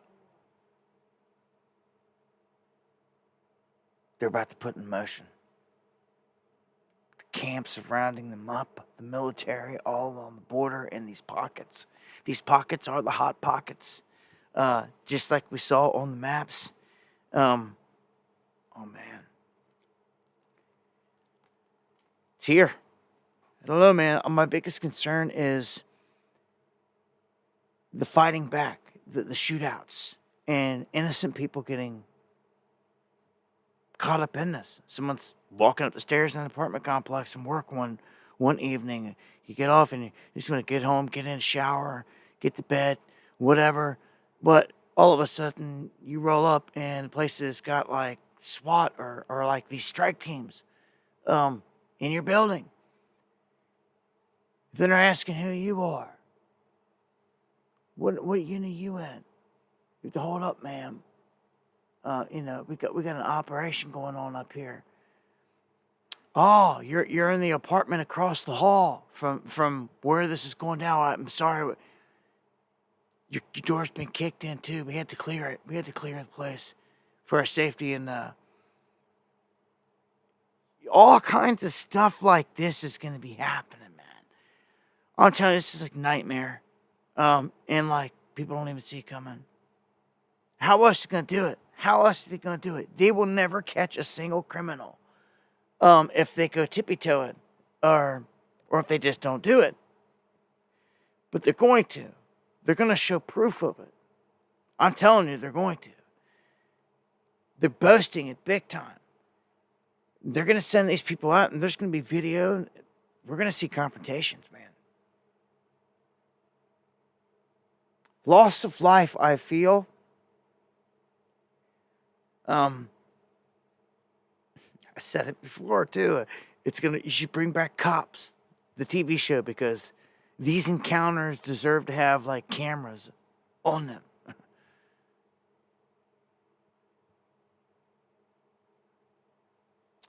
Do you see this title? What does it say?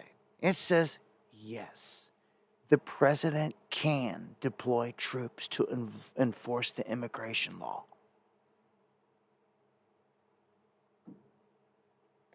Yeah, because, of course, it sparked debate. But a careful examination of a pair of long-standing statutes reveals the military support for immigration enforcement is permissible. So it hinges on two 19th century laws, Posse Comitatus Act of 1878 and the Insurrection Act of 1807. When properly understood, both allowed the president to use active duty military forces to support the deportation of illegal immigrants in this country. Do you understand what this is saying? Let me read it between the lines for you, okay? They are telling you that because of this, most of the time you say they can never use troops on us here, ever. Posse Comitatus, you hear them say it all the time. They cannot use troops on us. It's against the Constitution. All that. You hear it all the time. But not here. Here's the caveat. Here's the fine print. Here's the asterisk. Okay? Except for right here. In this instance, when they're going after the Trojan horse.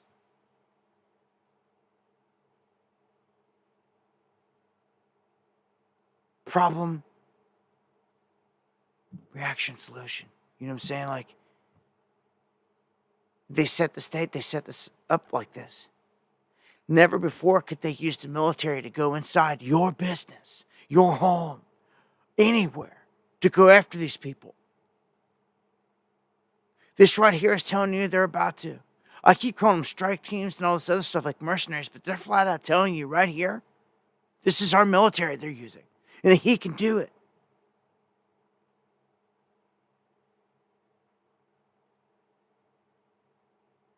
This is crazy.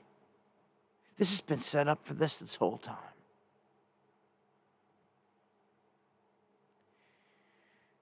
Boy, oh boy.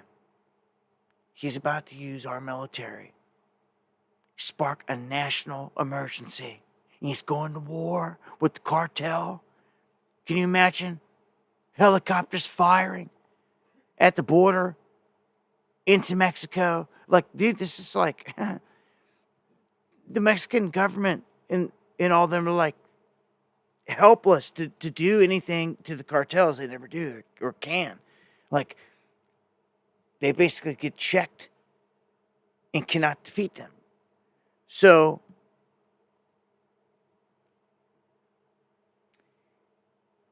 this is fitting to get interesting. Okay? And what happens if any of these war fronts escalate? Can you imagine if Russia or China or anyone, because we already know they're here. We already know migrants are here, especially the Chinese, en masse. They start staging equipment in Mexico, backing the cartels, or something crazy, or just backing Mexico, or whatever. Could you imagine that? Like, I mean, is that enough to get the masses' attention? Like, yo, wake up. Like, you know, there's like 10 million Chinese across the border ready to pour in here. But, like, you shouldn't really worry about that because there's like 1 million already here. Like, probably worry about what's already here. Man, this is fitting to get crazy. He's unleashing the military anywhere and everywhere. High priorities. Homan's already said it. Sanctuary cities, things like that. Man, I feel like we're about to go down a path in history that changes everything. This is almost like it's about to turn America into like a Grand Theft Auto video game. Do you understand what I'm trying to say here? It's about to turn it into chaos. How can it not? How can it not? I just don't see how. Like, this is huge. And like the hourglass is flipped. We got like 40 some days. January 20th. I told you in the last stream, back-to-back clips I showed. People predicting and prophesizing, basically saying that like that window of January 20th that starts, it's also a high satanic window for the whole week, and it starts on January 20th. They're saying something's going down. Oh man, when I seen that, there you go, don't forget that. January 20th, Inauguration Day, of all days, kicks off like the holiday of holidays for the Satanist. It's a week long, not just a day like all the rest of them. It's a freaking week long. It's like the big splurge. And it just happens to start on that date. Get out of here, man. You wonder why they just so happen to select January 20th of every day on the calendar and the map, like why in the middle of winter, on this day, wait till, any other day. Why that day? Well, now you know. Kicks off a full week of huge window Satanism. It's nuts, man. It's the truth too. You got Chinese shipping weapons from here to North Korea right now. I'm telling you, man. And this war's fought on so many fronts. And what's it say? Most Americans have no idea. They're like oblivious to it. Or they turn a cheek to it. They ignore it. Man, I feel like an attack's coming. We've been getting attacked. Weather weapons. I don't think it's going to end. I think it's going to continue. I wanted to point out here real quick, James O'Keefe just dropped FEMA Investigation Part 1. And he's got a Part 2 that's going to be coming out. The FEMA doesn't want these people.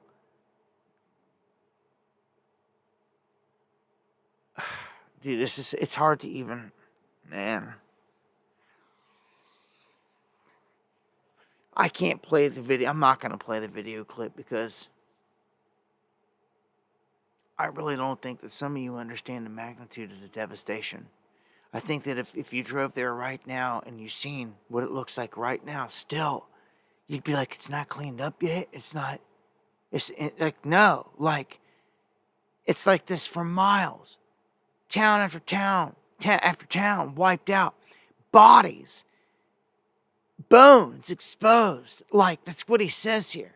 That's what he's saying, man.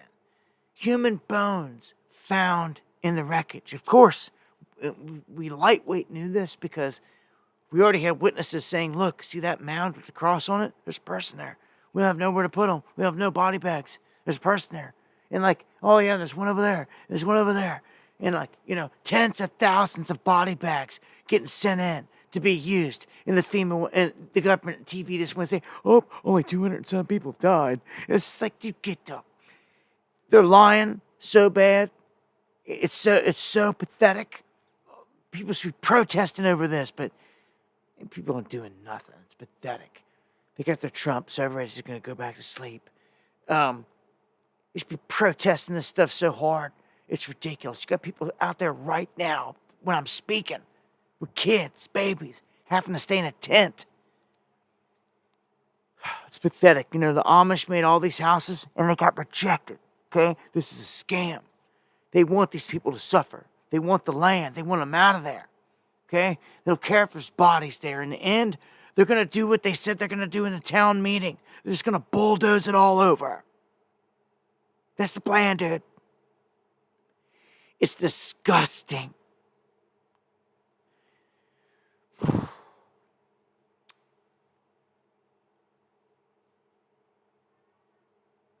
I'm going to explain to you. I'm going to explain to you the underlying scam here. Okay? This is crazy because you have this healthcare dude that's got assassinated and everything that's going on. Let me explain to you this. And this is huge. Okay?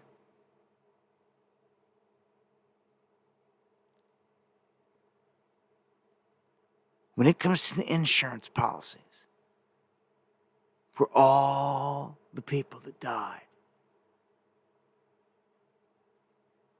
in Asheville, in this whole thing, from Helene, in all the places, all the people that died from this,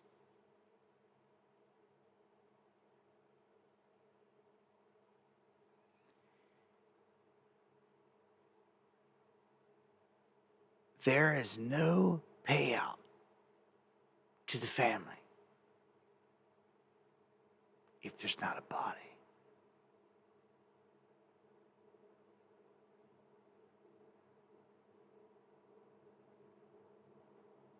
It's over. And they got him. And they got him. It was all one big trap, dude.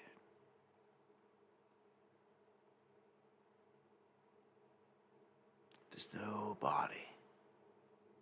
There's no payout. Everybody's screwed.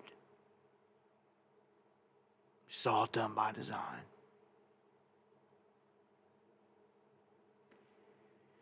Yeah, they're not paying out. They could argue and say, oh, somebody faked their death. They did this, that. There's no body. There's no payout. Do you understand how huge that is? Did the light bulb go off yet? Do you understand? All these bodies that are still sitting there under rubble, they want it that way for a reason. But I just told you. If they can never prove,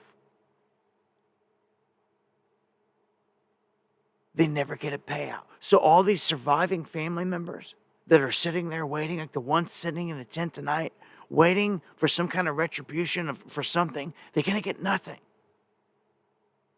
No body, no payout.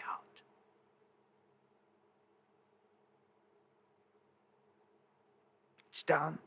You remember this. And you remember the next disaster and the next one and the next one. They did this to us where I live here. They hit us with the rain bomb. Huge weaponized bomb.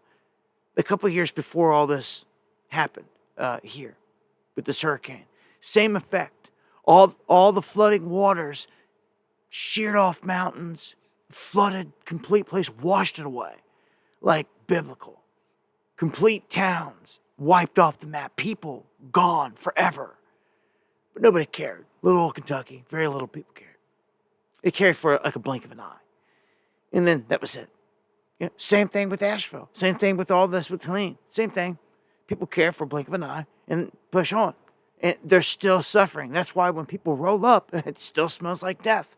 Yeah, because bodies are still in there. Same here in Kentucky. People went missing in these rivers and these waterways, never to be recovered. Again, no body, no insurance claim. You see?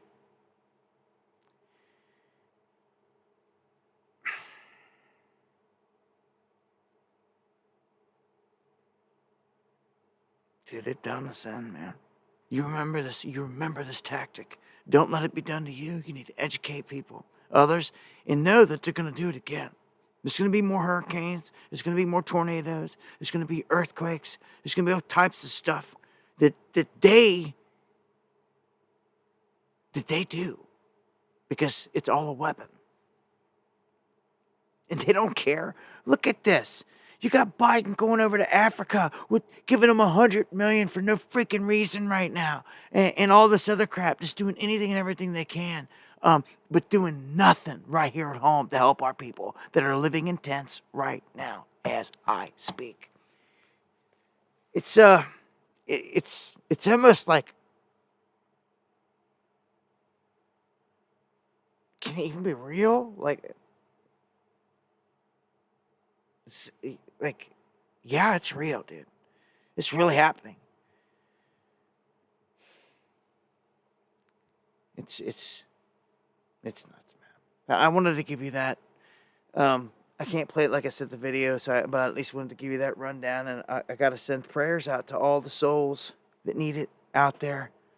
We're under attack. It's been an attack. It's not going to stop. And the thing with the weather weapon is it's so discreet and hard to prove and everything else, but the end result's always the same. And then you know what it was. The devastation you've never seen before. How could it have happened? Yeah. So the lack of response from this government here is pathetic. And I send prayers out to everybody out there who needs it. Dear Lord God in heaven, help everyone that needs it in this country. And we're going to need a lot more of it. All right. Keep it pushing here. Got just a couple more updates here and a couple stories, and we'll wrap it up. We've got some pretty, what they're calling here, chilling details, as you can see.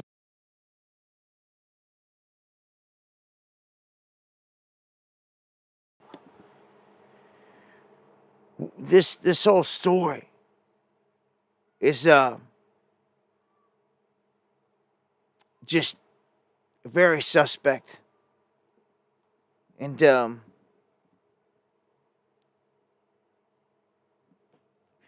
I can't show the video footage. I'm hoping if you guys are looking into this, or if you've already seen the footage and you've seen it somewhere else, because they'll definitely ding me if I play, footage of somebody getting killed.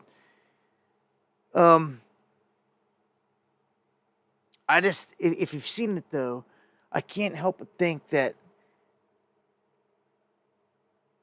the angle of the footage is just like perfect. It's like too perfect. It's like it's the perfect angle to catch the shit. It's like he's right there, and it's like I don't know. It's just almost like, of all places where he sprung up in front of the camera, it was just highly odd. But there's a lot of questions about this. So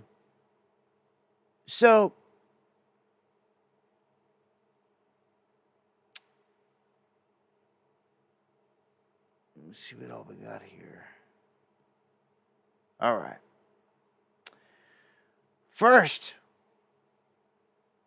we've got the discrepancy of this guy with the silver-strapped backpack, which you can see in all the other clips with his face covered. No pockets that you can see on the jacket. And you can see what it is. Silver. He's in all the other clips walking, and you can see it's the same backpack and all that.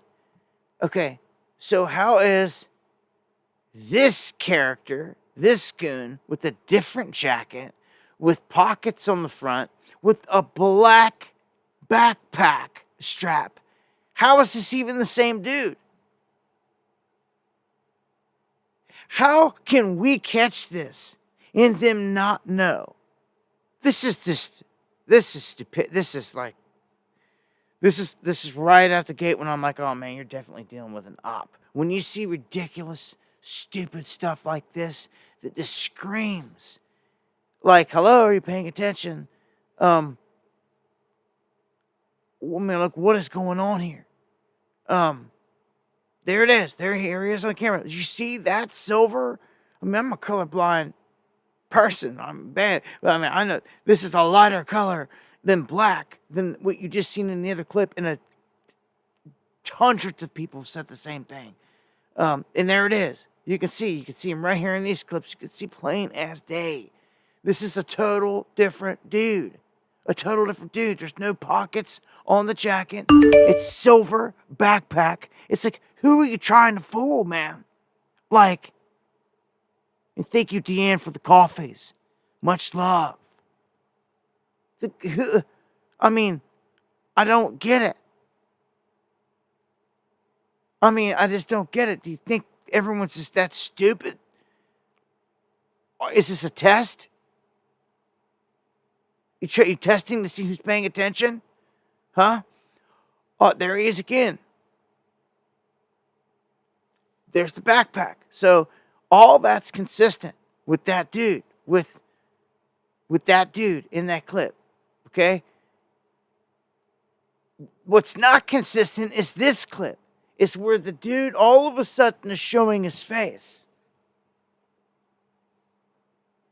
The dude showing his face is not the same dude. I mean, it seems pretty obvious to me. Like,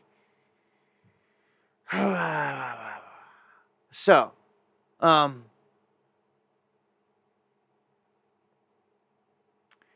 as I said before, this whole thing, and I put the whole video out on this whole thing about the shell casings. The shell casings were written on with the marker that had this quote, deny, defend, depose, written on them. And it was eerily similar to a book that was written. In that book,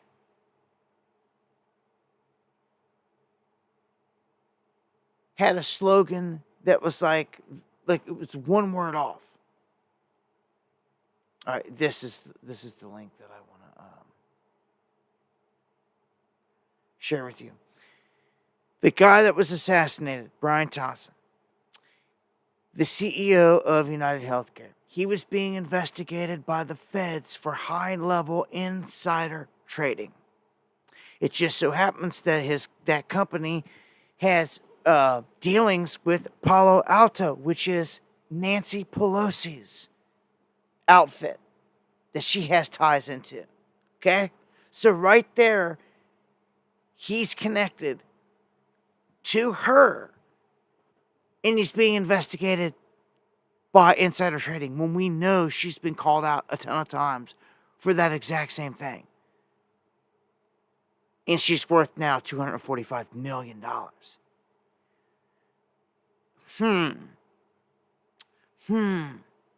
Well, I played this clip, and it shows this guy shooting the gun and spinning the back, releasing a bullet, shooting a shot. You got to spin the back. That's how this gun works. Okay? All kinds of people were saying that the gun jammed and all that because that's what it looks like at first. If you didn't know that this gun exists, when you see the guy holding the gun up in the clip, clip and this, you can see that they're damn near the same gun. The one right here that I just showed you is a 45. The one used in the murder was a 9mm. It was a 6.9. This is a 6.45. Okay, so every time you seen that guy doing it, like reaching, like the gun was jammed, he was loading another bullet. That's what he was doing, just like him. Again, there is the backpack. Okay? And the dude, where the hell this crap come from with the dude with the black backpack in the he looks like Justin Trudeau or something like right there. Man, this is an op if I've ever seen one. And it reminds me of like the whole Boston thing from years ago. Bombing with the backpacks, that's what gave it away. We found dudes on camera coming in with certain backpacks. We sure did. Because when it all happened, pieces of the backpack and the shrapnel were on the ground. And you could see it from pictures and with camera. And we used it as evidence. And we went back and we looked at all the pictures and all the evidence of anyone and everyone that came in there through there during that parade or during that whole thing. Marathon. They had a backpack like it, and sure enough, we caught agents coming in that had them backpacks on. And they were unique to the ones that they had in. And then we caught them leaving the scene with no backpacks to be found anywhere. And then all of a sudden, these backpacks blow up. It's these ops, man, you got to watch them. Got to watch them. Okay, I'm going to go ahead and push on to this last piece here. I think I got an update over here on X. Let me check real quick. Yeah, I do. I might have a couple. Hold on 1 second. And I do. Okay, so I'll just pull up my feed here. I want you to know that probably right now, tonight, these drones are back. Okay? There's something major going on. There's something absolutely huge going on. And I just got this one bit of information here before I went live.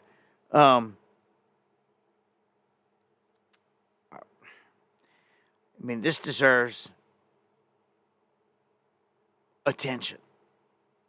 Should probably do a video on something like this for real, because this is all right, let's start here. Okay? These drones are coming in, and I said before we need to track and trace them back to where they're coming from. But if they're coming from where the police and others are saying here, something huge is going on, and we won't be able to get to them because they're coming from out in the ocean. And this is nuts. So the New Jersey governor comes out and tries to calm everyone down and says, hey, calm down, calm down. These drones pose no known threat to the public. Okay? It's like, hold on. How can you say that? How can you guarantee the public it's not a threat unless you know something? Right? Right? How can you even make that statement unless you're flat out lying? And then it should be your head if it is a threat and you're downplaying it. But he says they pose no known threat. So his intel, his briefing has told him something. But they are refusing to tell us what it is.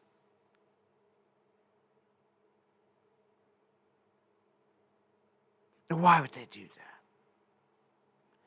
Why would they do that? I'm going to play this little clip here. Outside to prove my point, and this is over my house right now. What is that?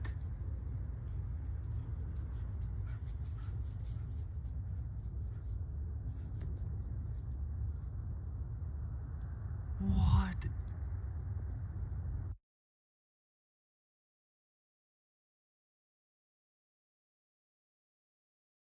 Look at that.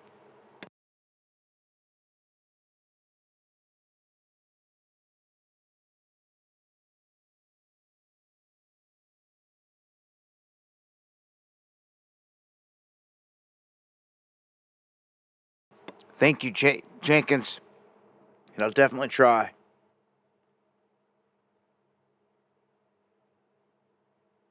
I mean, look at this.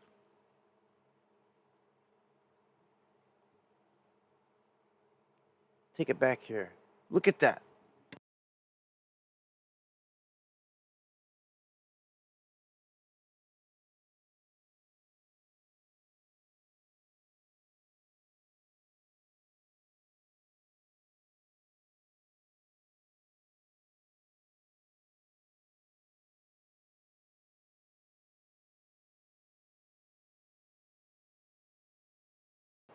Okay, so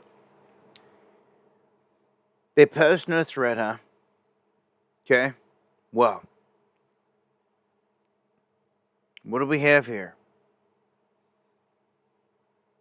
Posed no threat.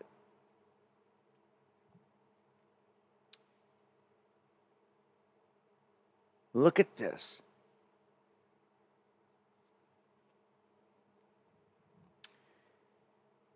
New Jersey FBI says that when the Blackhawks get close to the drones, and this is just a post that was shared over anonymously, they're saying that these drones go dark and disappear. They're undetectable by the current technology. Okay? So this is how this information here goes. They say that right now, you're probably all aware of the increased report of drone activity in the area. Today, I attended a meeting at the Essex OEM EOC. Here's the update we received through the FBI and the NJSP. FBI that said that they didn't know what was going on, but they were looking into it, right? They know what's going on. Listen to this. Multiple reports of organized drone activity in Morris, Somerset, and Essex County. These events started approximately 2 weeks ago.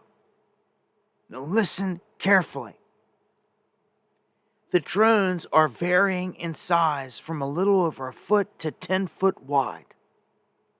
Initial intelligence is showing that these are military-grade drones and that they are undetected by our current technology. That is nuts. It's almost like I feel like they've been listening to me. I didn't hear that anywhere else, and I called them that. Like, I've been dubbing them that, military-grade drones. You know it. Blackhawks and other U.S. aircraft have been launched to try to intercept the drones. However, when they try to get into the area, the drones go dark and disappear. I find that ridiculous. Absolutely ridiculous. These drones have been reported to be traveling over 100 miles an hour. They are capable of payloads and weapon systems. How do you know all this? How do you know that? How do you even know that? How do you know anything that could be attached to how do you know anything? See, they're not telling the stuff. The battery systems are like nothing we've seen before. Another thing that I've been pointing out and saying repeatedly. Battery systems like nothing you've seen before. Okay? It says what to do if an incident involving the drones occurs in town. Shift supervisors should notify the command staff in an email and in a group text message. We are awaiting a QR code reporting from the Essex County. Once I receive that, I will forward it to all of you. This form will go directly to the FBI in Essex County. For now, just document the incident in the CAD. If the pictures can be taken by the officers, that would be helpful.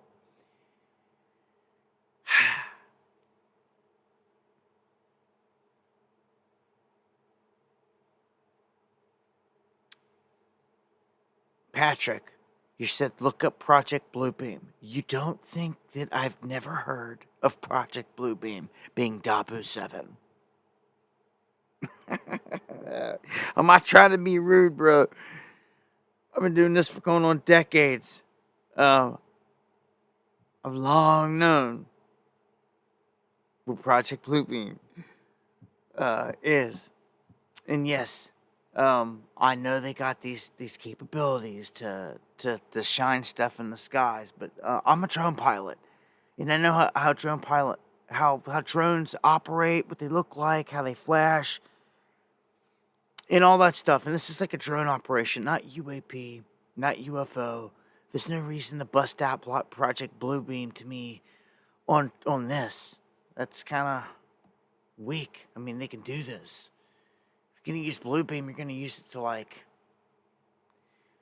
do some grandiose stuff. I mean, I guess you could pull off anything, but these seem to be real. In the sky right there.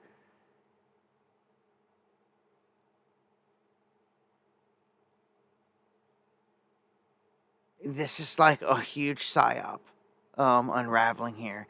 And I'm going to tell you, if these things are going out into the ocean and like disappearing and coming from the ocean and going back out and like, the only thing I know to do is to come up there and try to track them. I'm sick of it. This is what pissed me off way back in the day with Ferguson. I got sick of getting twisted information, not enough information, wanted to know what was going on, wanted to get to the bottom of it. And I ended up putting together a plan, and we went to Ferguson, and the rest has been history. I feel the same way about this. Like, it's the only way to get an answer.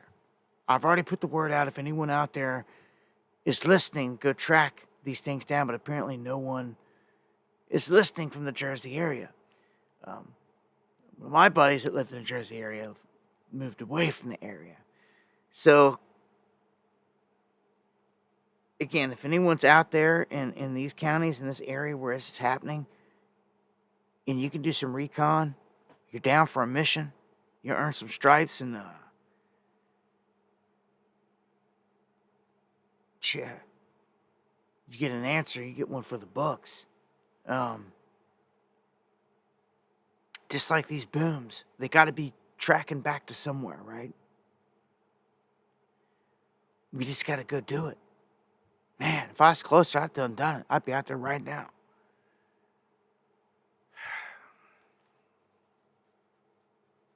A bit frustrating knowing it's happening every night now. It's almost like you've got a window, you know? So, yeah, it's going down right now.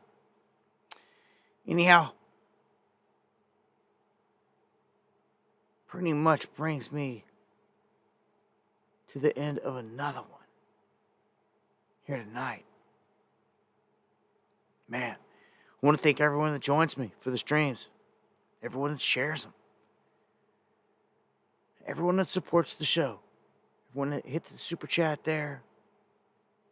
Again, DC coming in at the beginning of the stream, everyone that comes through with the coffees, all the someones, Jaina, Marked, Alabama, Yellow Dog, Deanne.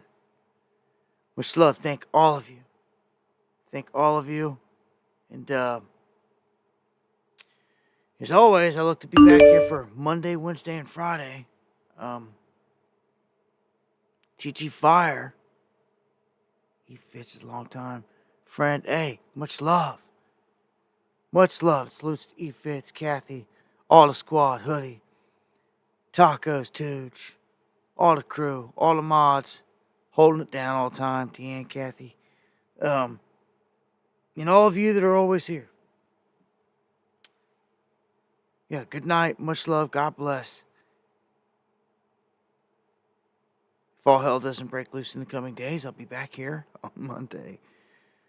Much love, Steve. I'll stay warm out there. Stay safe. You need to get at me, email me, dabu7@yahoo.com.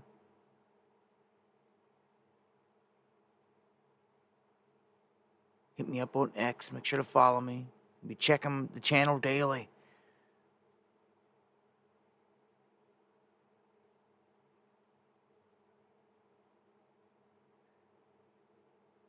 Yeah.